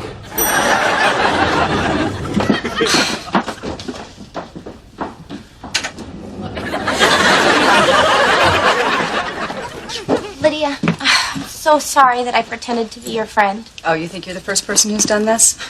All of my life, people have had ulterior motives for being my friend. Oh, well, if it's no big deal, then I'll just go. At ballet camp, Mandy Hathaway said that we were best friends forever, till I ran out of bittersweet chocolate. Then in college, Cheryl Kessler swore that she would be my roommate junior year, but then her mom got sick and she went home. Why does this always happen to me? Well, maybe they didn't have ulterior motives. Maybe they were just reacting to how you treated them. I don't even remember how I treated them. I had a lot going on. Yeah, see, now I think we're getting somewhere. Did it ever occur to you that maybe you were just the teeniest bit self-absorbed? Oh, I guess anything's possible. But I don't see how it applies to me. Okay. Let's look at this past week. All you've done is talk about your wedding. You've never once asked me what was going on in my life. But you're not getting married. I don't understand. Obviously. Look, Lydia, you never once thought how hard all this wedding talk would be on someone who's, single. Oh, Claude, you'll find someone. No, this isn't about me. I'm not talking about No, me. you'll find him. He's out there, I promise. Lydia, I'm trying to talk to you about how to relate to women, how to make friends. Wait, did you just promise me he's out there? Because you sound pretty confident about that. I am. Yeah? Yeah, just as you're helping me plan my special day, someone will help you pick out the flowers and the dress and the proper sized keg. See, as sweet and vaguely insulting as all that was, at least in that moment you were thinking about another person. I mean, that's what friends do. So we are friends. Yeah.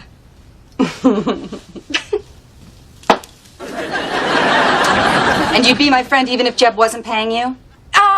Let's try this. Jeb can keep paying me, and I'll be like your training friend.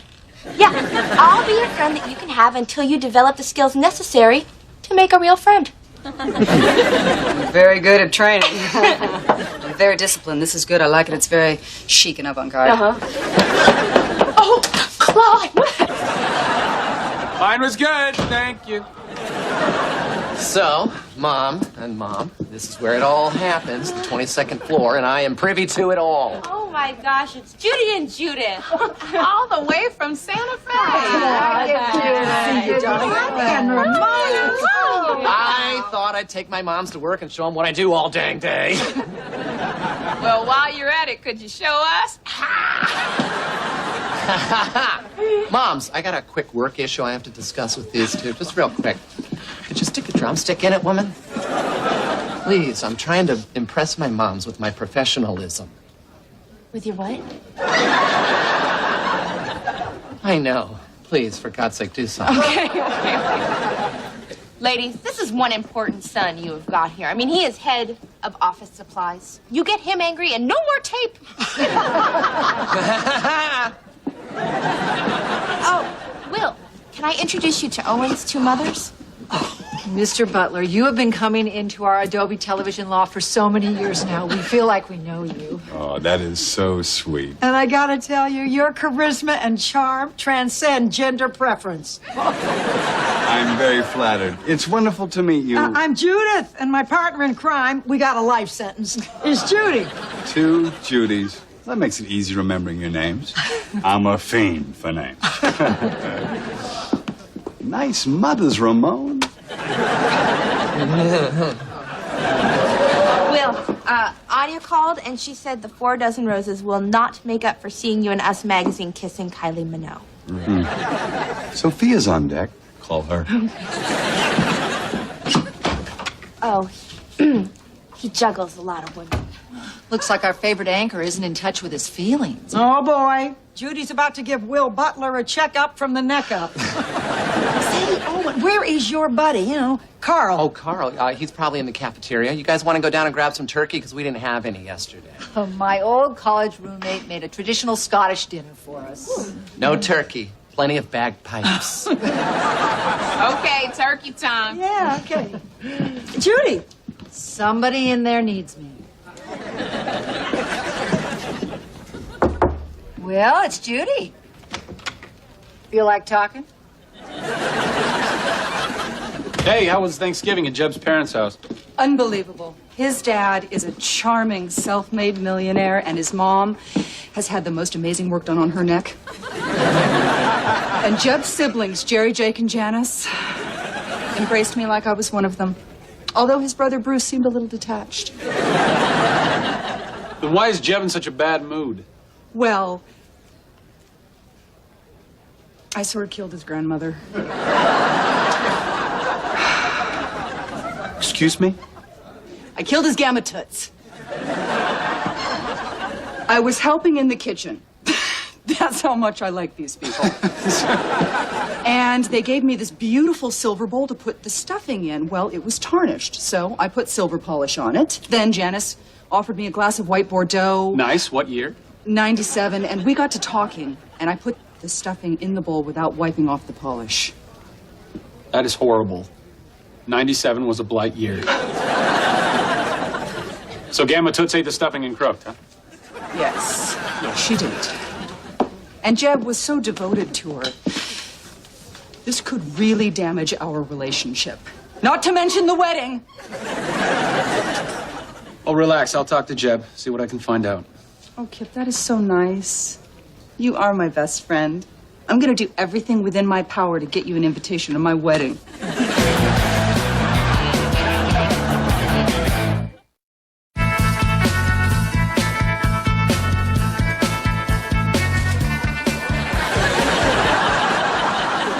You know, cafeteria was going to be closed today, but I decided to put this together, cheer up the folks who don't want to be here. Working the day after Thanksgiving. Oh, any day. That's why we're watching the Georgia Tech game. You like football, don't you, Judy? I like the way you say my name. And yes, I like football. Used to bet on it until it took over my life. Oh, well, Carl, who would you bet on? Georgia, I guess. Georgia it is. Then Ramona's putting $10 on Georgia Tech. All right. Carl, you ready to lose $10? Might as well pay me right now because I'm wearing my lucky underwear. I don't think any of your underwear is lucky. Oh, take it easy on those marshmallows, Owen. I find marshmallows comforting. You might have noticed when my moms are here, I'm a little more on edge. Oh, no, I hadn't noticed. Well, I am. Yeah, still don't see it. I'm kidding, I do. But why are you so worried? They adore you. Well, they've always thought I belonged on the ranch in a looser, less structured environment. They're worried I'm too fragile a human being to be a professional in corporate America. Well, I think that that's just nuts. I think you need a lot of structure. Thanks. And Claude, please, can we just keep this between us? Because I am a, department supervisor, and I don't want to show any weakness.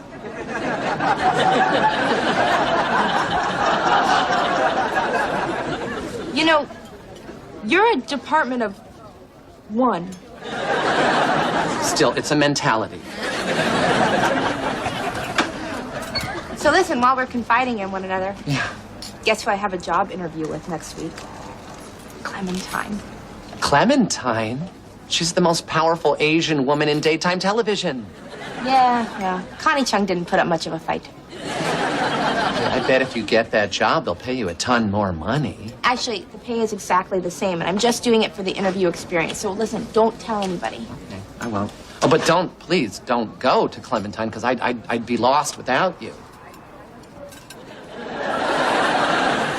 Okay, let's keep it together. You're a department supervisor. Well, you have problems with women, don't you? Me? No, I'm great with women. Yeah, I know. But if you do have issues, I can help. Who has more insight into a woman's soul than a lesbian? I'm like a man who actually likes women. Look, you seem well-meaning, and I am kind of bored. But there's nothing you can tell me about women I don't already know. Did you know there was a study that revealed most women at some time in their lives pretend to experience sexual pleasure only to please an emotionally unavailable man?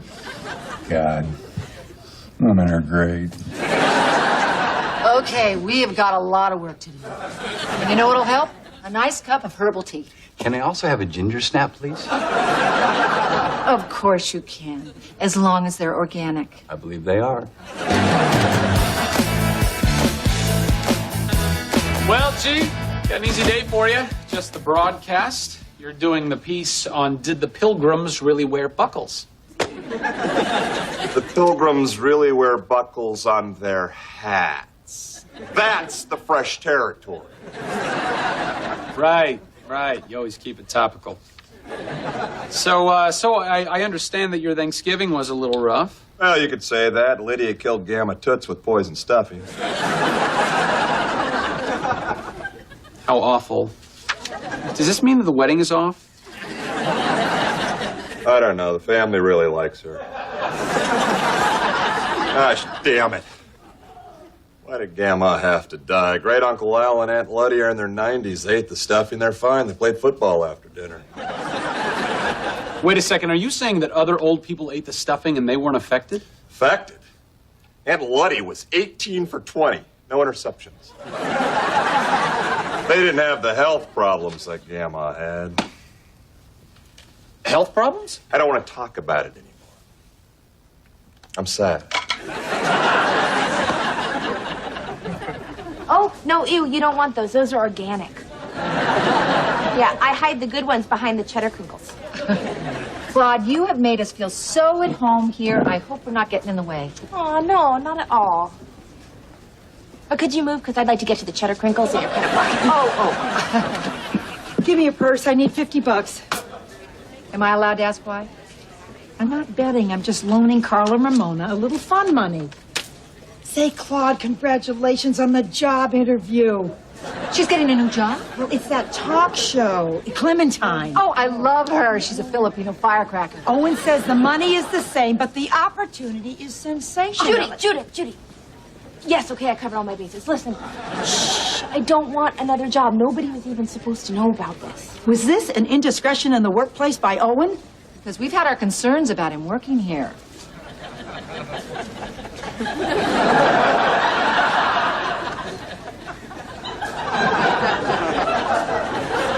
No. He is super in the workplace, and everybody knows when you tell someone a secret, they're gonna go tell their mom. So, what do you say we share a little secret over some cheddar crinkles? Are they organic? I don't care.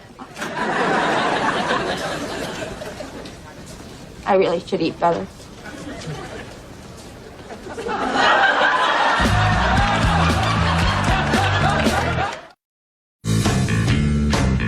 Did you talk to Jeb? Does he think I'm just awful? Hey, I really believe he's trying to fight that feeling. And I did find out some other interesting information. That nasty stuffing might not have done in his grandmother. Oh, did you use a recipe from Zestful Cooking? Because it gave my mother the RUNSs. No, I murdered somebody. Lydia, and I don't want to get your hopes up here, but her dying may not have been your fault. Oh, Kip, if that's true, you are saving my future marriage. You're saving my life. You're saving a huge security deposit on the ballroom. Tell me everything that you remember about Thanksgiving night. I wore a Burberry skirt. Maybe a tad tight. Jeb's dad kept winking at me. Anyway, the table was a beautiful reproduction. Now, I would have sworn that it was an antique, but then I purposely gouged a little corner of it with my fork. And although the Picasso was just a lithograph, the frame was gold leaf. I know, because I scraped a little off. Lydia! Isn't there anything that you remember about that night other than doing an appraisal of their estate? There was nothing else that interested me. Oh, pills. Gamma took her meds. Sarah Fenton, 20 milligrams. Half a manalodin, 50 milligrams. And Serenadine, 10 milligrams twice daily. Old Lucky. Now we're getting somewhere. See, for an old woman, that's an awfully complicated pharmaceutical cocktail. And now she's enjoying it on ice.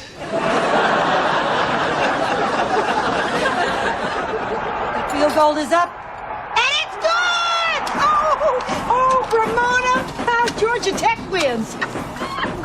Okay, so we're done. I'm gonna go hose down some trays. I'm gonna go change my outgoing message. Okay, no. Nobody's going anywhere. We're just getting started. Why are you making us do this? I don't like it. It's stressful. It makes me competitive, and that breeds hatred. And I don't like that because I'm a peaceful person. Okay. You two are very tense. Let me see if I can scare up some booze. I can't touch it myself anymore, but I do like seeing others enjoy strong drink.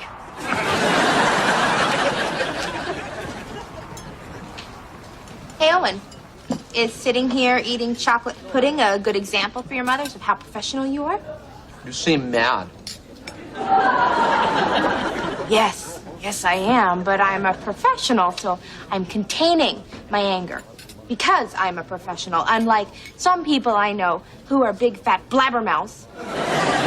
I can't believe you told your moms about my interview. And they told you? Well, Oh, some people can't keep their mouths shut. I asked you not to tell anybody. You're right. More evidence that I don't have what it takes to be a corporate slickster. I disgust myself. I can barely finish this pudding.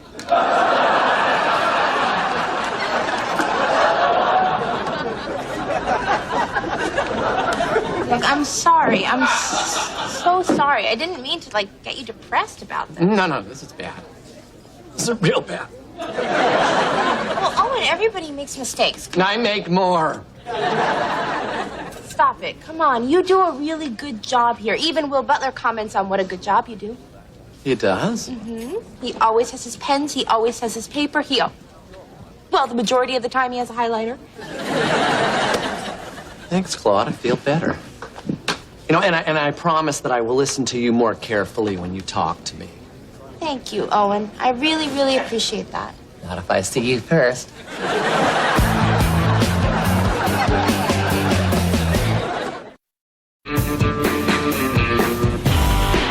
Will, open up.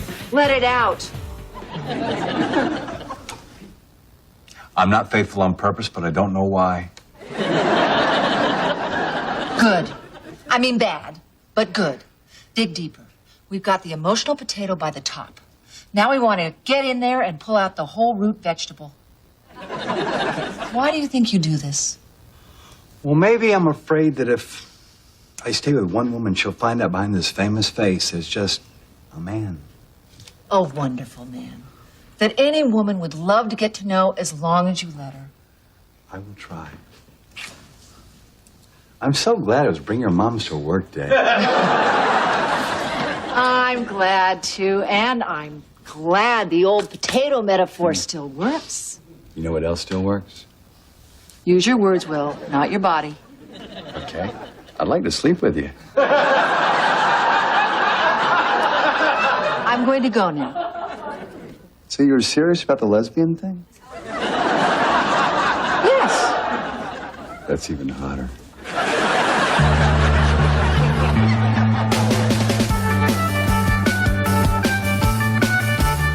Oh, hey there, Will.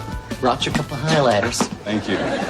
No, thank you for being so nice to my moms. After a few bumps in the road, they're very impressed that I work here. Well, you do a great job. Hey, right back at ya. Sounds like we make a great team. Wow. Really? Like maybe if Claude took a job somewhere else, you might consider me for your assistant? Is Claude leaving? I'm not supposed to say. Do you know something I don't? I know how to neuter a mountain goat. What did you find out online? Did Gamma Toots take her meds wrong? Did that kill her? Every pill the old bird popped on Thanksgiving showed no contraindication to the others. Sorry.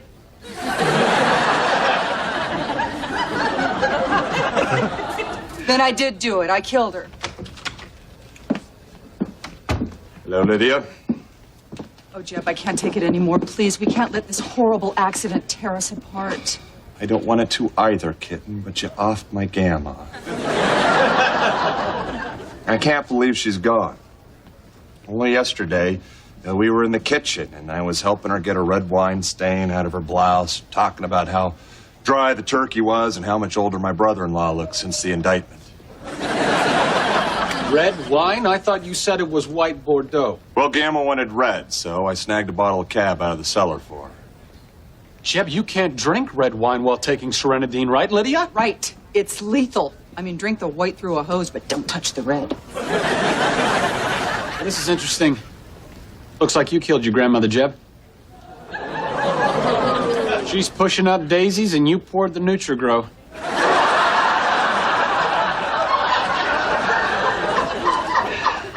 What? I killed my grandmother? This is fantastic news. Lady love, you are innocent. So you're okay with this? Oh, deep in my heart, I know that if Gamma Toots wanted to be killed by anyone, it would have been me. You were her favorite. Case closed.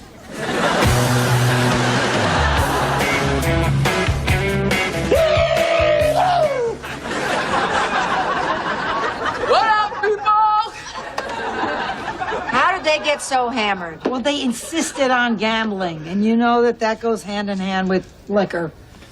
It's a slippery slope. Hey, you know what we should do? I'm gonna go lie down on the snack room floor. I'm gonna go downstairs and pick a fight. Hey, Judith, is your boy still showing you his kingdom?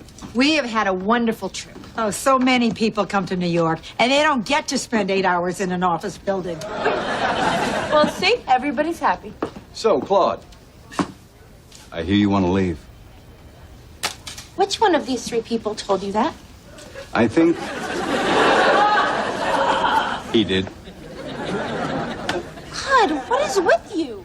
First you go and tell your mom, and then you tell my boss and my boss, or just my boss. What is with you? How much they gonna offer you? Oh, actually, 5,000 more a year. At least that's what Claude told me. Whoops. There I go again, blabbing.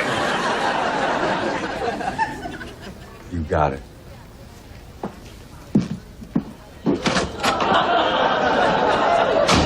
Did you just manipulate a high-powered anchor into giving your friend a huge raise? Well, let's not make a big deal out of it. We are so proud. Do you remember that time when I was yelling at Owen about not telling secrets? Who knew that was me just joking around?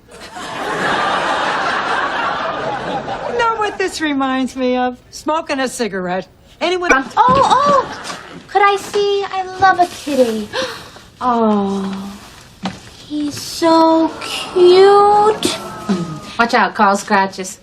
He never has before. The cat's named Carl. Oh, isn't that going to be a little confused? Adorable. Well, you know, we were totally stumped for a name. Oh, well, where'd you get him? Corner at Garfield and Otis, behind that bar, Mr. Whiskers. The poor guy was just lying next to some old socks trying to nibble on a muffin. So, we bought a cat from him. Well, listen, you want to come in and celebrate? I've got a bottle of wine that somebody sent to Will Butler. Oh, I bet your apartment's filled with fancy stuff from Will Butler, huh? Thanks for the offer, but, you know, we got to get Carl all set up. But, hey, you know, maybe we should all have dinner tomorrow night. You know, fold Viv into the group. That's a great idea. Let's fold her right in there. Hope she doesn't get bent out of shape. Okay. I'll just pick the restaurant. It'll be good for you to get out, Claude, because, you know, sitting at home alone with the wine is a little sad.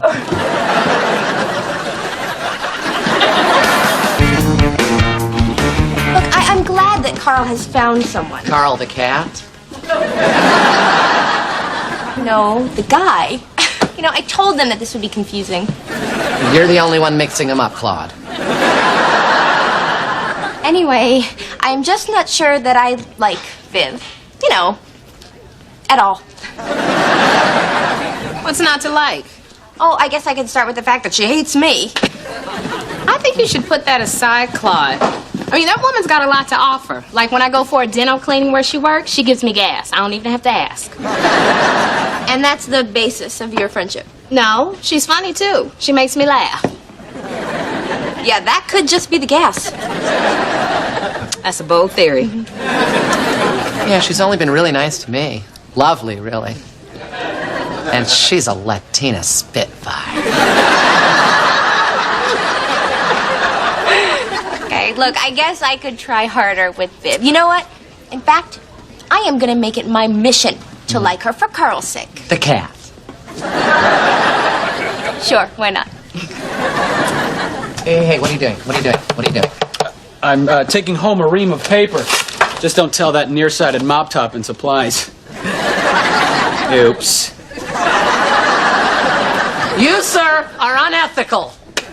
You know, I have got to teach that little thief a lesson. What can I do to make him suffer horribly?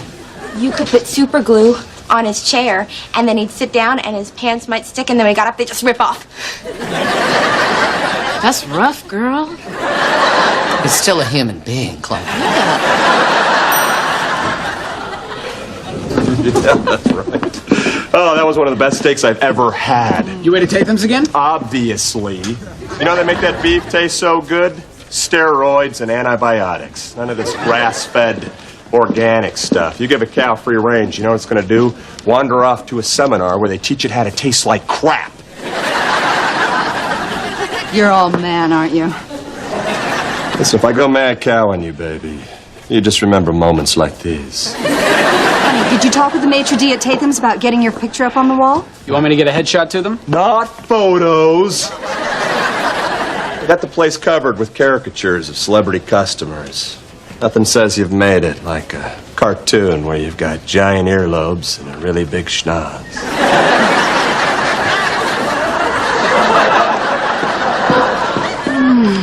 I wonder how to get Jeb up on that wall. I wonder if he already has Mad Cow.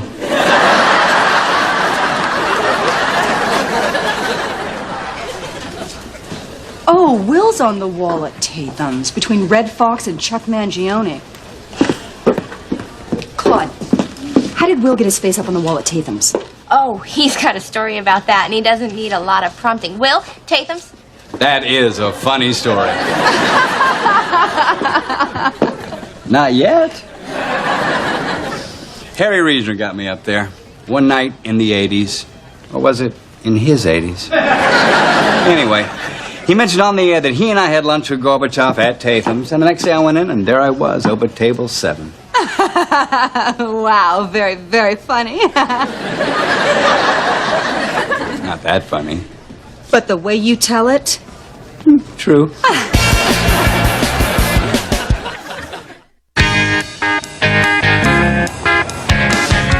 Hi, our reservation is under Will Butler.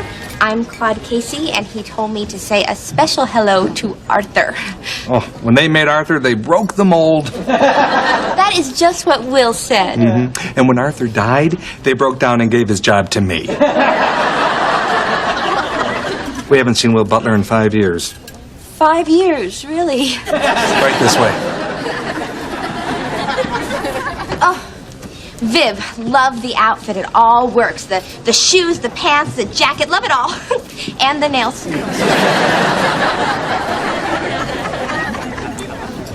I want a martini. Don't skimp on the olives. I want you to just open that jar and go Black Hawk down with that toothpick. Martinis all around. And I'll just have a small scotch next to a very, very big scotch. Look, they put us right beneath Will Butler's picture. Wow, you know, I had forgotten that you worked for a famous person for almost 0.5 seconds. So, Viv, you're a dental hygienist, right? Yep. Oh, you know, I'm having a little trouble with an old filling Because my two moms had me go to a holistic dentist, so it's filled with crystallized frankincense. No myrrh. Excuse me. Pardon me. Thank you. Lydia Weston. You've probably seen me here with my fiancé, Jeb Denton, from the show Jeb's Jabs. Oh, yes, ma'am. You're a very handsome couple. He's handsome, and I'm drop dead. So, how do we get Jeb up on that wall? Oh, no. The walls are very full, I'm afraid. Yeah. Here's the deal. Jeb's show tonight is all about steaks. Now, he's going to mention one restaurant as having the best sirloin in New York, and you don't want the Palm cited as having a better steak than Tatham's, do you? Of course not. Because they do. You get us on Jeb's Jabs, I'll get Jeb on the wall. Excellent. Oh, tell your artist to go easy on his big chin. I'm a little sensitive about it.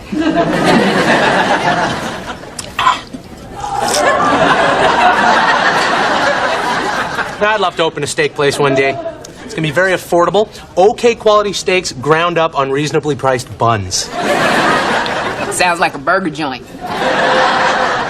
Bad idea, Carl. Restaurants always fail. And in my life, failure is for my sister, not me.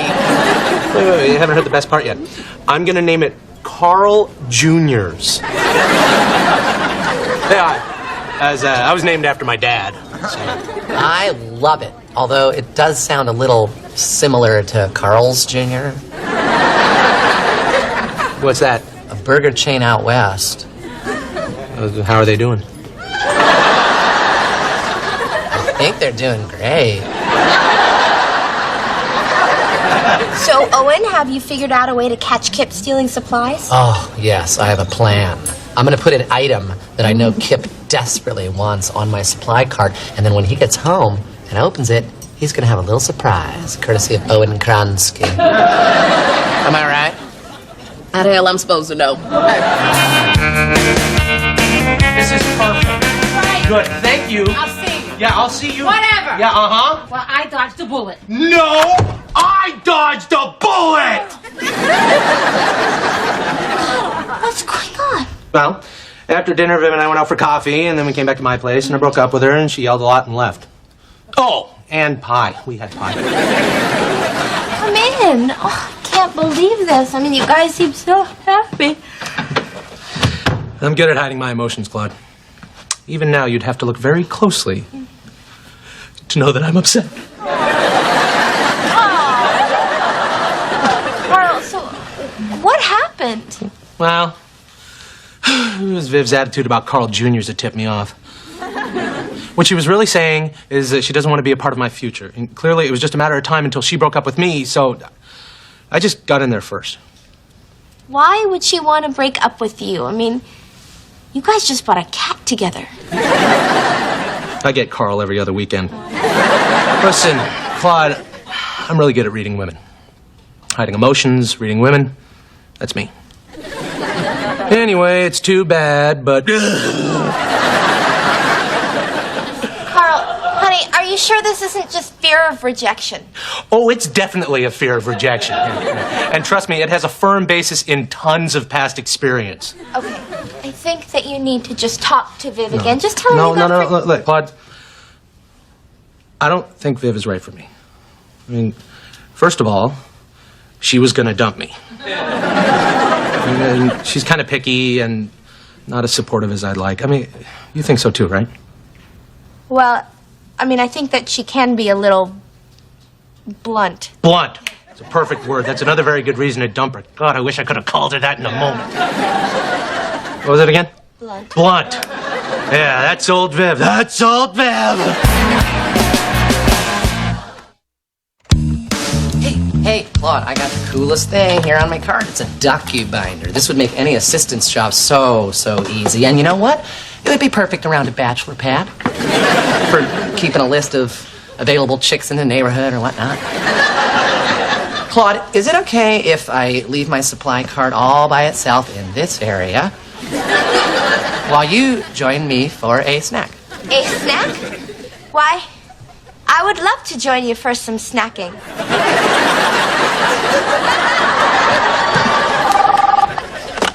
Jeb Denton's office. Hold, please. Russell from Tatham's. Russell, what's the matter? Did I leave my gun there again?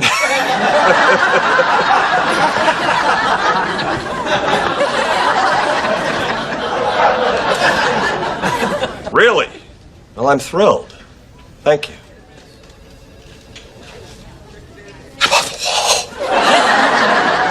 That's fantastic, honey. You know, I spoke to Russell and arranged it. Atta girl! That's why you made sure I mentioned Tatham's on the Jazz. Let's celebrate. I want to have dinner tonight with you and another man. Another man? Yes. The cartoon Jeb. That's killer funny. Killer funny. Claude, Lydia was going on and on about Tatham's the other day. You know, I haven't been there in a year or so. 5. Make me a reservation there tonight. Talk to Arthur. Russell. Tell him I'm having dinner with my Japanese commercial agent. Oh, and if Hideki has any Robo-Puppy freebies, I'll snag you one. Oh, arigato. Hi. Hi.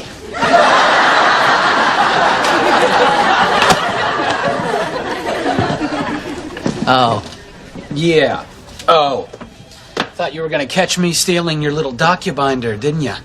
You can't catch me. I've swallowed highlighters to get him out of here.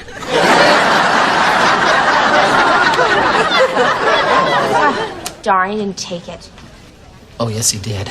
The docu-binder was just a red herring. I put the real bait next to it, a little mini shredder, and it's gone. As gone as Ramona was last night after those martinis. It's a pretty sophisticated plan. No wonder you get nothing done around here. So, what's next?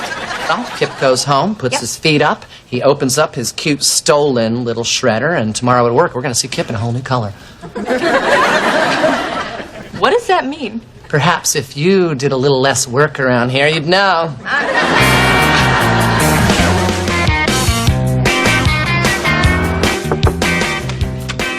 Oh, Viv, good, I found you. What are you doing here? That airhead receptionist out there thinks I'm using the bathroom. That's my sister.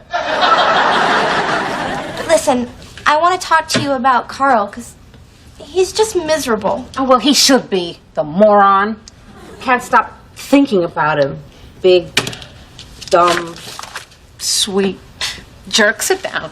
You know, the only reason that Carl broke up with you was because he thought you were going to break up with him first. What? I was never going to break up with him. We bought a cat together. You know, the thing with guys like... Oh, thank you. The thing with guys like Carl, you know, they're kind of like a molar, you know? Big, strong tooth on the outside, vulnerable, whatever the stuff is on the inside of the tooth on the inside. Open? Oh, thank you very much. You have a giant cavity. I'll have Dr. Stein come in and fill it. Oh, really? Well, okay, I guess since I'm here and it's free. Yeah, nobody said anything about being free. So why do Carl think I want to dump him? He thought that your lack of interest in Carl Jr.'s meant that you didn't want to be a part of his life. Oh, he's such an idiot. I want to be a part of his life so he won't do such stupid things. Right. You know, I've never had the gas before, and I cannot believe that he thought that I wanted to break up. I mean, I think about him all the time, you know, when I'm doing boring things like this. You know, how his big puppy dog eyes, or how he built a shelf out of pumpkins and boards, or how he's so sweet he won't swear even in bed when I ask him to.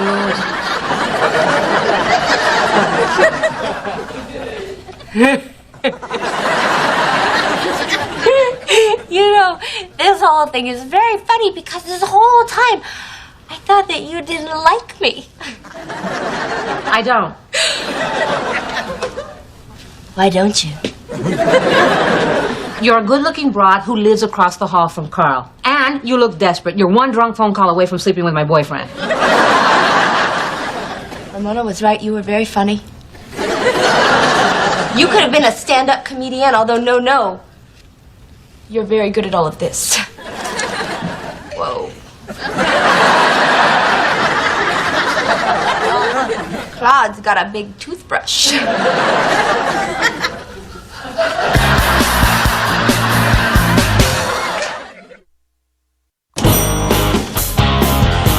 Perfect. Elevator all to myself.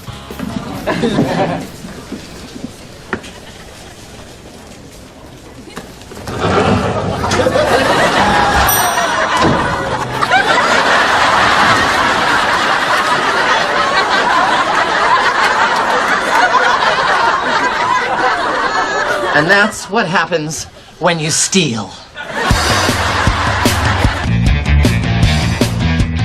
So I guess you found some moral space after all. Yes, we painted over someone who hasn't visited us for 5 years.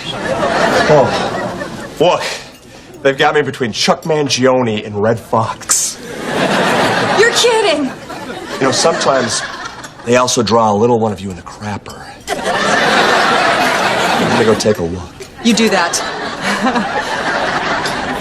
You painted over Will Butler? Are you trying to ruin my relationship? If Will finds out, he's going to think that we did it on purpose and then destroy Jeb. Which would be an issue if Mr. Butler ever came in. Okay, good point. You're right. Which he is tonight. What? In fact, there he is now.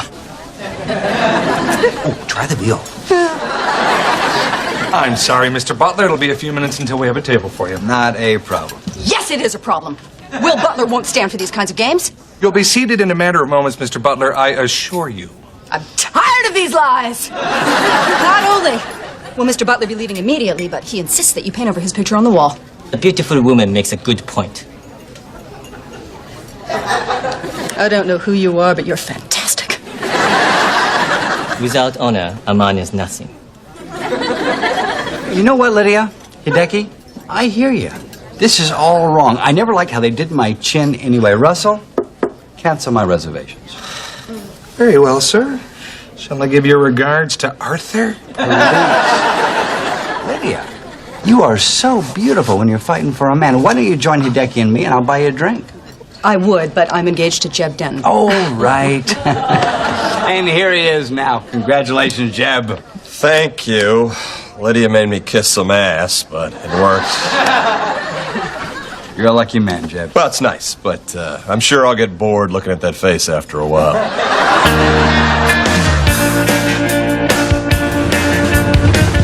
Claude! Hello, Claude. Claude! Claude! Claude! Claude! Claude! Claude! Claude! Claude! Viv and I are back together! That couldn't have waited until 5 a.m. I mean, that's just great, Carl. Oh, she's so in tune with me. She figured out I have a fear of rejection. She said I'm like a molar. Big, strong tooth on the outside, vulnerable periodontal membrane and dentin on the inside. Oh, she's so smart. You know what? I figured out how to describe her, too. She's like a daffodil. Really? How so? That's all I have. I like daffodils. Well, then that's all you need. Yeah, but Claude... You know, you were pretty hard on old Viv. The way you went on and on about her being blunt. I guess I was pretty blunt about that. Well, all is not lost, because Miss Blunt wants us to have dinner with you. She wants to hang out with me? Mm-hmm. Wow. That's amazing. I don't think I can, though. Why not? I just don't like her.